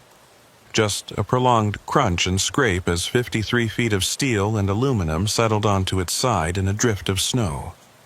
The engine had died automatically, some safety feature kicking in, and the sudden silence was profound. Just wind, howling like something alive and hungry, and the creak of metal settling into its new position. I hung there for a moment, suspended by my seatbelt, taking inventory. Arms and legs responded when I told them to move. No sharp pains, no wetness that would indicate bleeding. Nothing broken, no blood, just bruised and shaken and scared out of my mind. I could smell diesel, strong and sharp, which meant a leak somewhere. Not good, but not immediately catastrophic. I needed to get out, assess the damage, call for help. I unbuckled, and gravity immediately claimed me. I fell the 2 feet to the driver's side door, landing awkwardly on my shoulder. Pain shot through my arm, but it was the dull ache of impact, not the sharp lightning of a break. I took a moment to breathe, to let the adrenaline settle, to think clearly. The passenger door was now above me, my only exit unless I wanted to try to squeeze through the broken windshield. I stood on the driver's side window, glass crunching under my boots, and reached up to push open the passenger door. It was heavier than I expected, fighting gravity, but I managed to get it open and prop it with my shoulder while I climbed up and out. The wind hit me the moment I emerged, stealing my breath and driving snow into every gap in my clothing. I pulled myself out completely and dropped to the ground, or what I thought was the ground. My feet sank into snow up to my thighs. The visibility was maybe 10 feet on a good second, less when the wind gusted. Just enough to see my rig lying on its side like a dead animal, trailer jackknifed at that terrible angle that tells you immediately that this isn't going to be a simple fix. The whole passenger side was exposed, scraped, and dented, and I could see diesel dripping from somewhere underneath, dark spots spreading in the white snow. I pushed through the snow to the cab, fighting for every step, and tried my phone. No signal, of course not. Out here in the sandhills, you're lucky to get a signal on a clear day when you're standing on high ground. In this storm, in this valley, forget it. The phone was just an expensive paperweight. I tried the CB next, reaching through the open passenger door to grab the mic. I keyed it up, heard the squelch, felt a moment of hope. Mayday, Mayday, this is a rolled semi on Highway 2, approximately 20 miles west of a broken bow. I need assistance, over. Static. Dead. Empty static. I tried again, switching channels, trying the emergency frequency. Nothing. The storm was eating radio signals like it was hungry for them. I was on my own, at least for now. I knew the basics of survival. Stay with the vehicle. Don't try to walk in a whiteout. Wait for help. The rig, even on its side, offered shelter. I had emergency supplies in the sleeper: blankets, water, some food, road flares. I had a half tank of fuel, which meant I could run the auxiliary heater if I could get the electrical system working. I could last until the storm broke or until help arrived. I just needed to secure the scene, make myself as visible as possible, and wait. I was climbing back up toward the passenger door, planning to grab my emergency kit, when I saw them. The tracks. They were in the snow, maybe 20 feet from my truck, leading from the tree line on the north side of the road. Boot prints. Human-sized, but spaced wrong. Too far apart, like whoever made them had an unnaturally long stride or had been running. But the tracks weren't frantic or scattered. They were methodical, purposeful, a straight line from the trees to my truck. I followed them with my eyes, my heart starting to pound for reasons that had nothing to do with the cold. The tracks led right up to my passenger door, the door that had been facing up, the door I'd just climbed out of. They circled the cab once, then headed back toward the trees. Someone had been here. While I was inside, hanging in my seatbelt, taking inventory, someone had approached my overturned rig, looked in, circled it, and then left. The implications made my skin crawl beneath my layers. I looked toward the tree line, but visibility was too poor to see anything except the vague shapes of pines and the endless white beyond them. "Hello?" I shouted into the wind. "I need help. I'm stranded." My voice was snatched away by the wind, carried off into the white void. No response. Just the howl of the storm and the creak of my settling truck. I tried again, louder. "Hello? Is anyone there? I saw your tracks." Still nothing. Whoever had made those tracks had either not heard me or chose not to respond. I stood there in the snow, wind cutting through my layers, trying to decide what to do. The tracks were fresh. I could tell by the way the edges were still sharp, not yet filled in by blowing snow. They couldn't be more than a few minutes old, which meant whoever made them had approached while I was unconscious or disoriented right after the crash. They'd looked in, seen me, and then left without offering help or making their presence known. Why? The wind gusted hard, and I staggered, catching myself against the trailer. The cold was starting to seep in now, that insidious chill that starts at your extremities and works its way inward. I needed to make a decision. Get back in the cab, seal myself in as best I could, and wait for help. Or follow those tracks, see if they led to a house or ranch where I could call for assistance. The smart choice was obvious. Stay with the vehicle. That's rule 1 of winter survival. But those tracks bothered me. The spacing, the purposeful way they approached, and then retreated. The silence. Something about them felt wrong in a way I couldn't articulate. I made my decision. I'd get back in the cab, get my emergency supplies, and make myself as secure as possible. I'd set out flares once the wind died down enough that they wouldn't immediately blow out, and I'd keep my knife close, just in case whoever made those tracks decided to come back. I was halfway back to the passenger door when I heard it. An engine. Diesel, heavy, getting closer.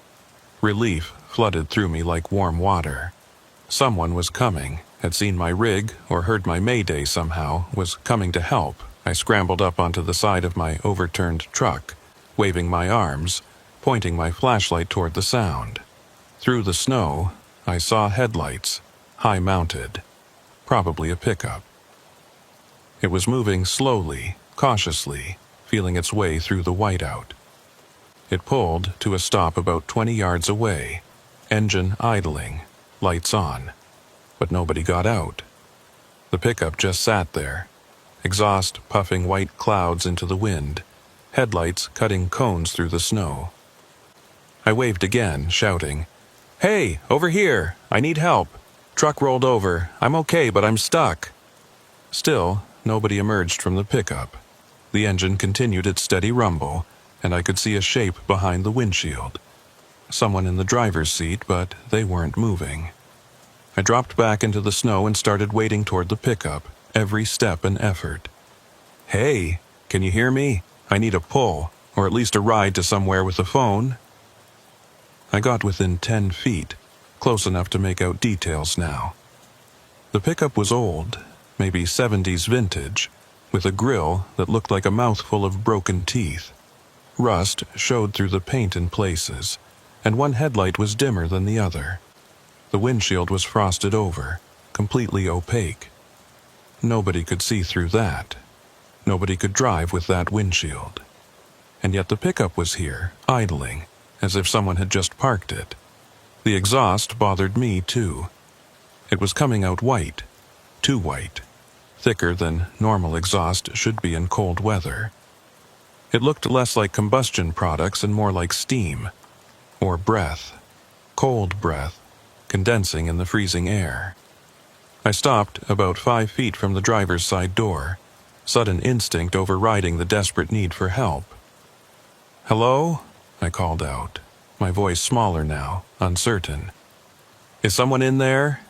The door opened, not quickly, not like someone eager to help. It opened slowly, deliberately, with a creak of old hinges that somehow cut through the wind noise. A figure stepped out, and my first impression was of size. He was tall, well over 6 feet, dressed in a heavy rancher's coat that had seen better decades. A wide-brimmed hat shadowed his face, and he moved with a stiffness that suggested old injuries or just the arthritis of age. He stood there, not moving closer, not speaking, just regarding me from beneath that hat brim. The silence stretched out, punctuated only by the wind and the idle of his engine. I found myself taking a step backward, though I couldn't have said why. "You need help." It wasn't a question. His voice was rough, like gravel in a can, like someone who didn't speak often and wasn't used to the feel of words. "Yes," I said, trying to sound confident, professional, like this was just a normal roadside assistance situation. "My rig rolled. I need a pull, or at least a ride to somewhere with a phone. I need to call a wrecker." He stood there, and I still couldn't see his face properly. The hat brim and the blowing snow conspired to keep it in shadow. "Where were you headed?" he asked. "North Platte," I said. "Deadheading back from Alliance." "Long way to go in this storm," he said. "Dangerous. People die out here, freeze to death, get lost. Never found until spring, if then." There was something in his tone, something flat and emotionless, that made the words feel less like concern and more like statement of fact, like he was describing something he'd witnessed many times. "I know," I said. "I made a mistake, should have pulled over earlier. But I'm okay now. If you could just give me a ride or loan me a phone, I can get this sorted out." He tilted his head slightly, a considering gesture. "I can help," he said finally. "Come with me. Get you warm. Get you somewhere safe." He gestured toward the pickup with one gloved hand. The cab was dark inside, no dome light, no dashboard glow. Just darkness. "What's your name?" I asked, stalling. not sure why I was reluctant to accept the help I desperately needed. "I'm Judah Merriweather. I haul cattle, been doing it 12 years, out of North Platte. You from around here?" He didn't answer for a moment. When he did, his voice seemed to come from a different direction, though he hadn't moved. "Clovis Bain. I ranch near here. Have for a long time. Seen a lot of storms. A lot of drivers like you, making mistakes, ending up in trouble." He took a step closer, and I took a step back automatically. "Mr. Bain," I said carefully, "I appreciate you stopping, but I think I should stay with my rig. Company policy, you know. Someone will come looking, and they'll expect to find me here." He stopped advancing, stood perfectly still, that hat brim still hiding his face. "Company policy," he repeated slowly, like he was tasting the words. "That's smart. Staying with your vehicle, that's what they tell you. But out here, in storms like this, sometimes the vehicle becomes a tomb. Sometimes staying put means freezing. Dying alone in the dark while help drives right past, can't see you through the white." He wasn't wrong.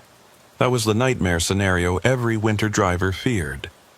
Getting stuck, staying put like you're supposed to, and then help never arriving. Dying of exposure while following the rules. "How far is your ranch?" I asked. "Could you make a call from there? Let dispatch know my situation." "Ranch is close," he said, gesturing vaguely east. "Close enough, and I have a phone, landline, very reliable. Not like these cell phones that don't work when you need them." A landline, old-fashioned, but dependable. That actually made sense for a remote ranch. "Okay," I said, making a decision. "But let me grab my emergency kit first. I've got some supplies in my truck and I want to set out a flare at least, mark the location." He nodded slowly. "Be quick, storm's getting worse. Don't want to be out in it longer than necessary." I turned and started back toward my overturned rig, moving as fast as the snow would allow. Behind me, I heard Clovis Bain get back in his pickup. The door closed with a solid thunk, and the engine continued its steady rumble. I climbed up to my passenger door and dropped into the cab, now lying on its side like a strange cave. My emergency kit was in the sleeper, and I grabbed it quickly. Blankets, water bottles, energy bars, road flares, first aid kit, and my good flashlight with fresh batteries. I also grabbed my logbook and my wallet, stuffing them in my coat pockets. Insurance, license, registration, all the important papers. If I was leaving my rig, even temporarily, I wanted that documentation with me. As I gathered my things, a thought occurred to me. Why hadn't Clovis Bain offered to call from his cell phone? He'd mentioned my cell phone not working, had offered a landline at his ranch, but he must have a phone of his own. Everyone did these days. Even old ranchers usually had at least a basic flip phone for emergencies. Maybe his was dead, or maybe he was old school enough not to carry one, or maybe there was another reason. I shook off the thought. I was being paranoid, letting the stress of the situation make me suspicious of someone who'd stopped to help. Clovis Bain was just an old rancher, a little odd, maybe, a little stiff in his manner, but that came with the territory. People who lived alone in isolated areas got eccentric. It was natural. I climbed back out of the cab with my emergency kit and looked toward the pickup. It was still there, still idling, exhaust still puffing those two white clouds. I could see Clovis behind the wheel now, or at least his shape, motionless, waiting. I grabbed a road flare from my kit, struck it, and planted it in the snow near my rig. The red light was immediately dimmed by the blowing snow, but it was better than nothing. At least, if a plow came through or if another driver happened by, they'd see there was a situation here.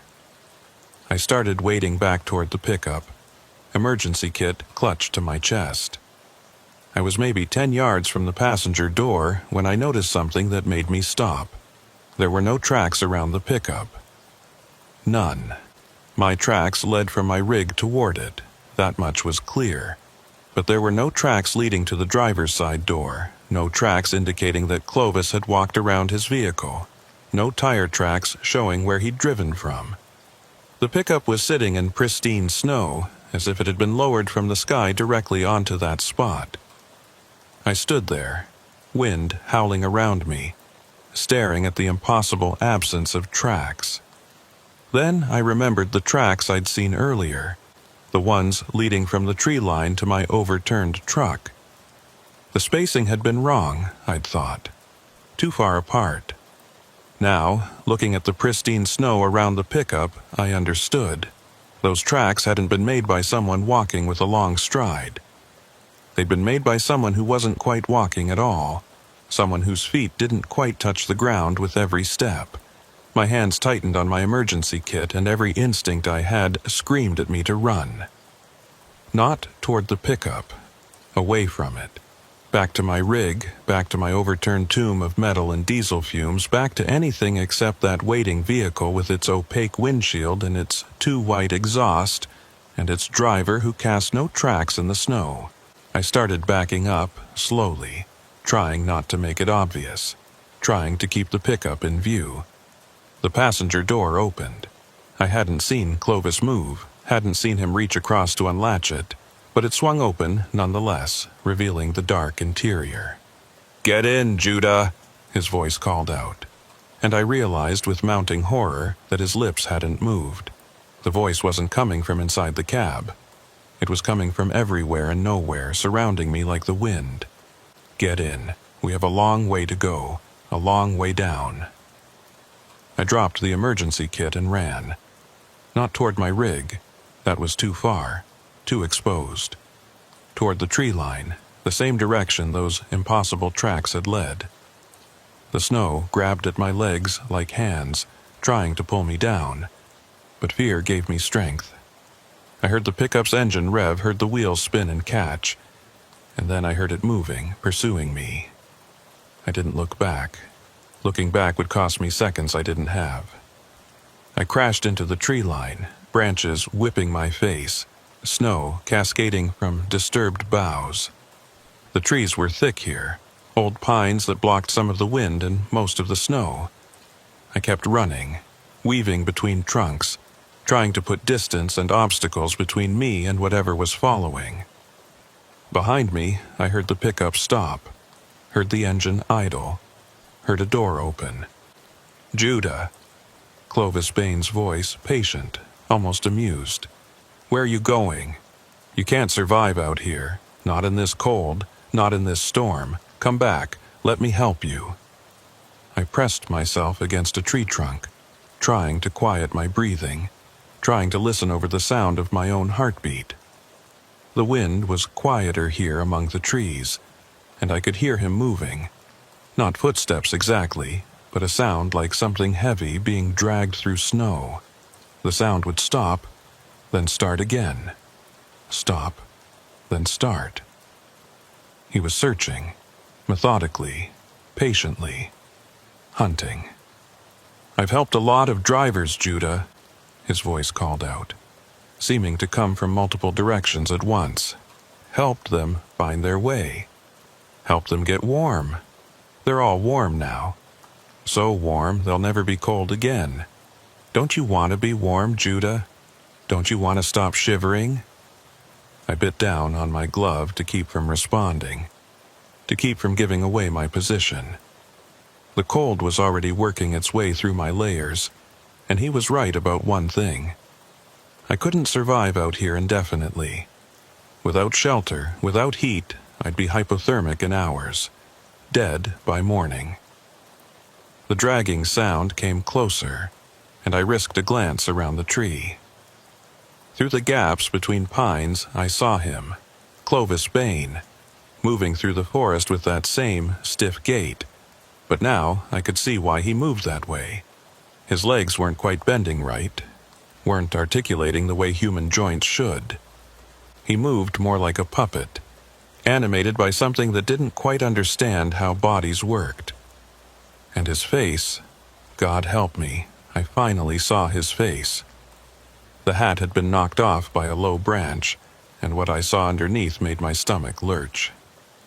It was a face, technically. It had all the right parts in approximately the right places, but the skin was too tight, stretched over the skull like canvas over a frame. The eyes were completely white, no iris, no pupil, just blank white that seemed to glow faintly in the dim light. And when he smiled, the mouth opened too wide, showing teeth that were too numerous, too sharp, set in gums that were the color of old ice. "There you are," he said, and the voice came from that impossible mouth, distorted, echoing. "Found you." I ran again, pure panic driving me now. There was no plan, no destination, just the desperate animal need to escape. I crashed through underbrush, fell, got up, kept running. Behind me, I heard him following, heard that dragging sound and something else now. Laughter. He was laughing, a sound like wind whistling through a cracked window mixed with something wet and organic. I burst out of the tree line into a small clearing, and that's when I saw it. A structure, half buried in snow. An old line shack or hunting cabin, small and weathered, but it had walls and a roof and a door. Shelter. I ran for it, praying it wasn't locked, praying it was at least partially intact. The door was stuck, swollen with moisture and age, but I hit it with my shoulder and it gave way. I tumbled inside and immediately turned to slam the door shut. Clovis Bain was standing at the edge of the clearing, maybe 30 yards away, watching me. He didn't pursue, just stood there, that too wide smile fixed on his too tight face, and slowly raised one hand in a wave. "See you soon, Judah." His voice carried across the clearing. "Real soon. I'm patient. I can wait." Then he turned and walked back into the trees, moving with that puppet gait, and the forest swallowed him.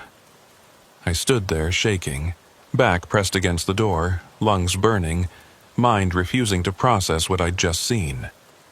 This couldn't be real, couldn't be happening. I was hallucinating, had to be. Hypothermia caused hallucinations. Stress caused hallucinations. Maybe I'd hit my head in the rollover, had a concussion, was lying unconscious in my cab right now, dreaming this entire nightmare. But the cold felt real.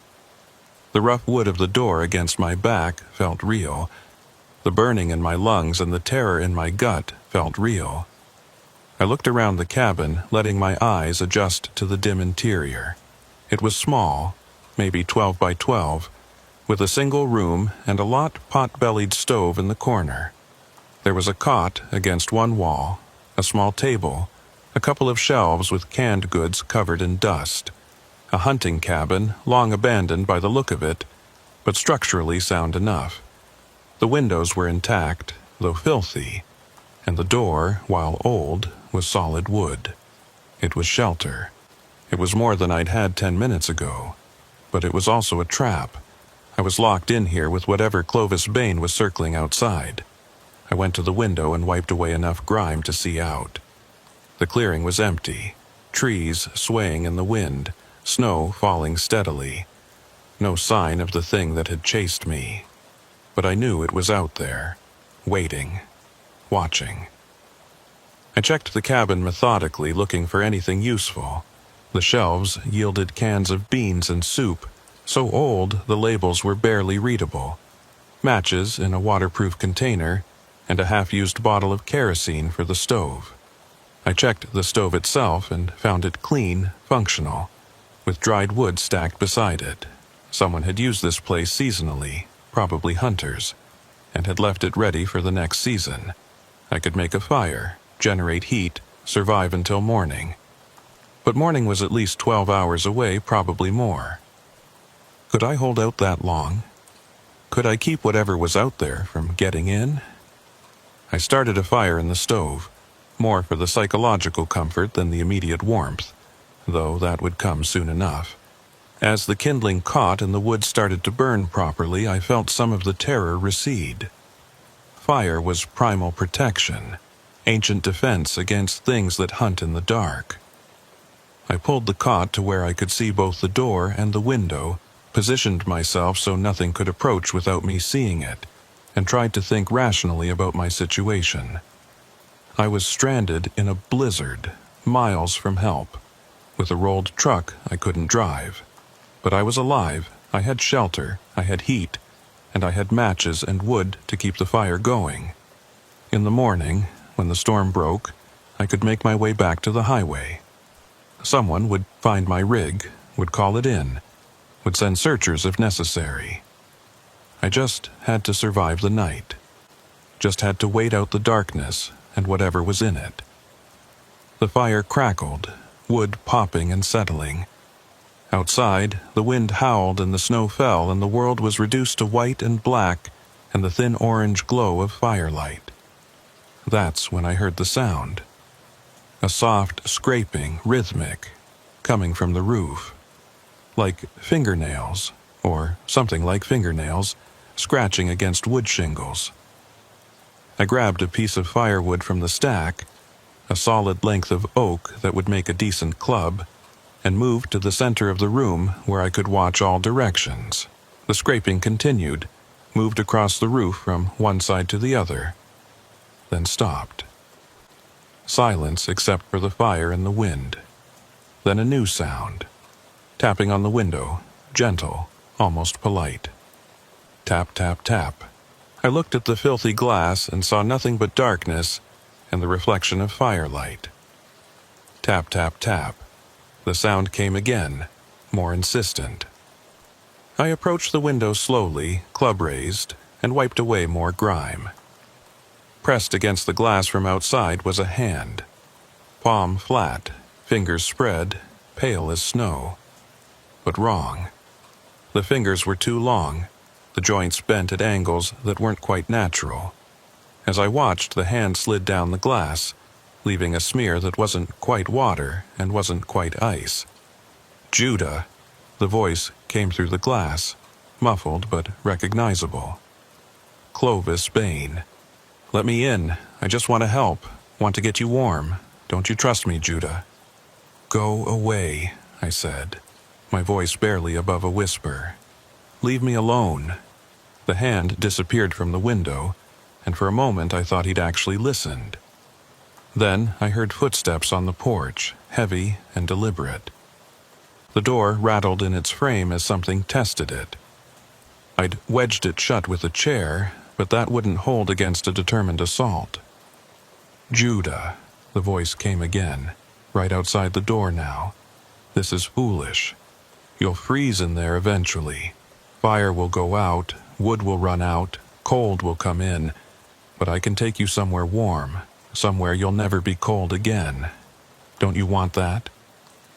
I don't know what you are, I said, backing toward the stove, toward the light and heat. But I know you're not human. I know you're not Clovis Bain, so no, I don't want your help. There was silence for a long moment. Then I heard something that chilled me more than any of the rest had. Children's voices. Multiple children giggling and whispering coming from all sides of the cabin. Come out, come out. Play with us. It's so cold out here. We just want to be warm. I knew with absolute certainty that there were no children out there. Whatever those voices belonged to had never been children, had possibly never been anything that walked on two legs and drew breath. They were lures, bait, designed to appeal to basic human compassion and draw me out. I stayed silent, club gripped tight, watching the door and windows. The children's voices continued, rising and falling, sometimes in unison, sometimes overlapping, creating a discordant chorus that made my skin crawl. Then Clovis Bain's voice cut through them. Last chance, Judah. Come with us now, willingly, or we'll wait until you have no choice, until the cold makes you desperate, until you're so hypothermic you'll do anything for warmth. We're very patient. We've been waiting a long time. What's one more night? The sounds stopped, all of them, simultaneously. The scratching, the tapping, the voices. Just the wind and the fire, and my own ragged breathing. I stood there for what felt like hours, but was probably only minutes, waiting for them to return. They didn't. The night stretched out, and I fed the fire, kept it burning, kept my vigil. I didn't dare sleep. Didn't dare let my guard down. Every creak of the cabin settling, every gust of wind, every pop of the fire made me jump. But nothing came. No more voices, no more scraping, no more hands pressed against the glass. Had they given up? Or were they just waiting, out there in the dark, patient as promised? As the hours crawled by and adrenaline faded, exhaustion started to creep in. The warmth from the stove was making me drowsy, and I had to fight to keep my eyes open. I knew that falling asleep could be fatal, could leave me vulnerable. But I was so tired, so very tired. I must have dozed off at some point because I woke with a start to find the fire had burned down to coals and the cabin was significantly colder. According to my watch, it was 4 a.m. I'd been out for maybe 2 hours. I immediately checked the door and windows. Everything was still secure. Outside, I could see the first hints of pre-dawn gray. The storm had passed, and in its wake was an eerie stillness. I fed the fire, building it back up, and allowed myself a moment of relief. I'd made it through the night. Whatever those things were, they hadn't gotten in. As proper dawn broke, I gathered what I could from the cabin. The matches, some of the canned food, an old coat that had been hanging on a peg. Then I carefully opened the door and looked out. The clearing was empty. Pristine snow covered everything, unmarked except by my own tracks from the night before, leading from the tree line to the cabin door. No other tracks.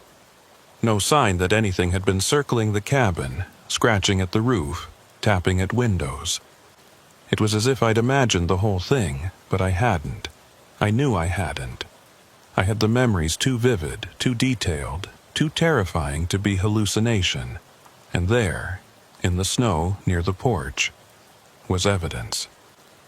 The handprint from the window had dripped down and frozen in the snow below. Not water, not ice, but something in between. Something organic. I didn't investigate it closely. I just turned away and started walking back toward where I thought the highway was. The sun was up now, weak winter sun that provided light if not warmth, and I could see farther. My rig should be visible from here with its bright paint and the flare I'd set. I walked for 20 minutes before I saw it. My overturned truck still lying where I'd left it, red flare long since burned out. And beside it, tracks. Fresh tracks, tire prints in the snow. A vehicle had stopped there recently. I approached cautiously, but the vehicle was gone now. What remained was a small orange flag planted in the snow, the kind DOT uses to mark hazards, and a business card tucked under a rock. I picked up the card with shaking hands. It was for a wrecker service out of Broken Bow. On the back, written in pen, was a message. Found your rig at dawn. Called it in. Help is on the way. If you're reading this, find the highway and head east. Plow crews are working the road. Stay safe. Fenwick Hale Wrecker Service. I nearly cried with relief. Someone had found my rig, had called for help, had given me instructions. I was going to make it. I just had to reach the highway, flag down a plow, and this nightmare would be over. I started walking east, following the direction indicated on the card. Within half an hour, I heard the diesel rumble of heavy equipment and saw a snowplow working the road. I waved my arms, and it stopped, the operator leaning out with concern on his face. "You the stuck trucker?" he asked. "Yeah," I said, and my voice cracked with emotion and exhaustion. "Yeah, that's me." He got me into the warm cab of the plow, radioed for an ambulance, wrapped me in blankets. "You're lucky," he said. "Temp got down to 20 below last night. You been out here all night?" "I found shelter," I said. "An old cabin in the woods." He frowned. "Cabin? There's no cabins in this area. It's all state land, no structures allowed." I started to argue, to insist I'd just been there, had spent the night there, but he was already moving on, calling in my rescue, coordinating the wrecker. Maybe I'd been confused about the location. Maybe the cabin was farther than I thought. Or maybe, and this thought settled cold in my stomach, maybe there never was a cabin. Maybe I'd spent the night somewhere else, somewhere that only appears to those who need it, those who are desperate and lost and pursued by things that shouldn't exist. They got me to a hospital, treated me for minor frostbite and exposure, kept me for observation. The wrecker service, Fenwick Hale's outfit, recovered my rig and hauled it to a repair facility. The damage was extensive, but fixable. My company was understanding, thankful I'd survived. A deputy sheriff came to take a statement, and I told him most of it. The rollover, getting stuck, seeing the pickup, running into the woods. I left out the parts about Clovis Bain's face, about the children's voices, about the things that circled the cabin all night. He listened politely, wrote it all down. When I finished, he was quiet for a moment. "You mentioned a pickup, an old one? 70s vintage?" "Yeah," I said. "Why?" He pulled out a folder and showed me a photograph. My blood turned cold. It was Clovis Bain's pickup, exactly as I'd seen it, down to the rusty patches and the broken-tooth grill. "Is this what you saw?" "Yes," I whispered. What is it?" The deputy put the photo away. "That truck belonged to a rancher named Clovis Bain. He died in 1983. Got caught in a blizzard on Highway 2, tried to drive home. His truck went off the road about 2 miles from his ranch house. He tried to walk the rest of the way but got disoriented in the whiteout. They found him 3 days after the storm cleared, frozen solid, about halfway between his truck and his house. He was still walking when he died, apparently, frozen mid-stride. How is that possible? Happens sometimes in extreme cold. Body freezes so fast it holds its shape." He looked at me directly. "But here's the thing. In the 30-some years since, there have been reports. Drivers getting stuck in storms on that stretch of highway. Some of them report seeing an old pickup, a man offering a ride. Most refuse. A few accept. What happens to the ones who accept?" His face darkened. "We find them, eventually. Sometimes days later, sometimes weeks. Always frozen, always miles from where they were last seen. Like they wandered off into the storm following someone. One driver we found had walked 12 miles in the wrong direction, directly into the sandhills before he froze. There are no roads that way, no reason to go that direction, but his tracks showed he was following something, following parallel tracks that didn't look quite right. I felt sick. Why didn't you warn me? Put up signs? We tried. We put out advisories every winter. Stay with your vehicle. Don't accept rides from strangers, but how do you tell people not to get in a truck with a dead man? Who believes that?" He stood to leave, then paused. "You did the right thing, Mr. Merriweather. Running. Following your instincts. A lot of drivers don't. They're tired, cold, desperate. They get in the truck because it's there, because it offers warmth. And then they're never seen alive again." After he left, I lay in the hospital bed, staring at the ceiling. I thought about Clovis Bain, frozen mid-stride, trying to reach home. Thought about how he was still trying, decades later, still offering rides, still promising warmth. But the warmth he offered wasn't life. It was the final warmth of freezing to death. That paradoxical sensation hypothermia victims report right before the end, where they feel hot and start removing clothes. He was trying to take people with him, trying to share that final, fatal warmth. I was released 2 days later. My rig was repaired, and I faced a choice. Quit trucking, find a job that didn't involve winter driving through the sandhills, or get back behind the wheel. I chose to keep driving. But I made changes.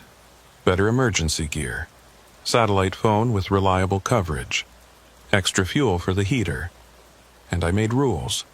If I get stranded, I stay with my rig, period. No exceptions.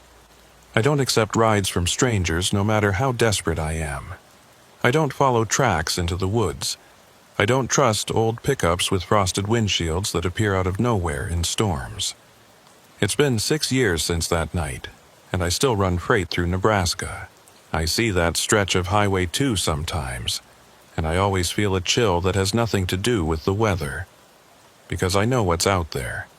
I know that in the worst storms, when the snow falls so thick you can't see your hood, and the wind howls like something dying, Clovis Bain is still driving his route, still stopping for stranded truckers, still offering rides to somewhere warm.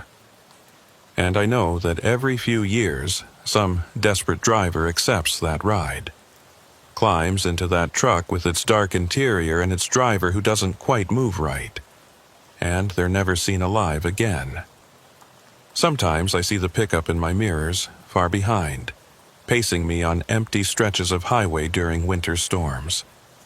I drive faster when I see it, keep my doors locked, and I pray I never break down again on Highway 2 during a blizzard. Because I know he's waiting, patient as the cold, hungry as the wind, offering warmth that burns like ice and promises that end in frozen silence. Last month, another trucker disappeared on that same stretch. They found his rig 3 days later, rolled in the ditch, driver's door open. No sign of him except tracks leading away from the truck. Tracks that stopped after 50 yards, like he'd simply vanished mid-stride, or climbed into a vehicle that left no tracks of its own. They're still searching, but I know they won't find him. Not alive. When they do find him, he'll be miles from his truck, frozen, that last paradoxical warmth still evident on his face. They'll wonder why he wandered so far in the wrong direction. They'll never understand that he didn't wander. He was following Clovis Bain's last ride home. I hope to God I never have to follow it myself. But out there in the sandhills, in the white hell of a blizzard, hope is a thin and fragile thing, and the dead drive their routes forever.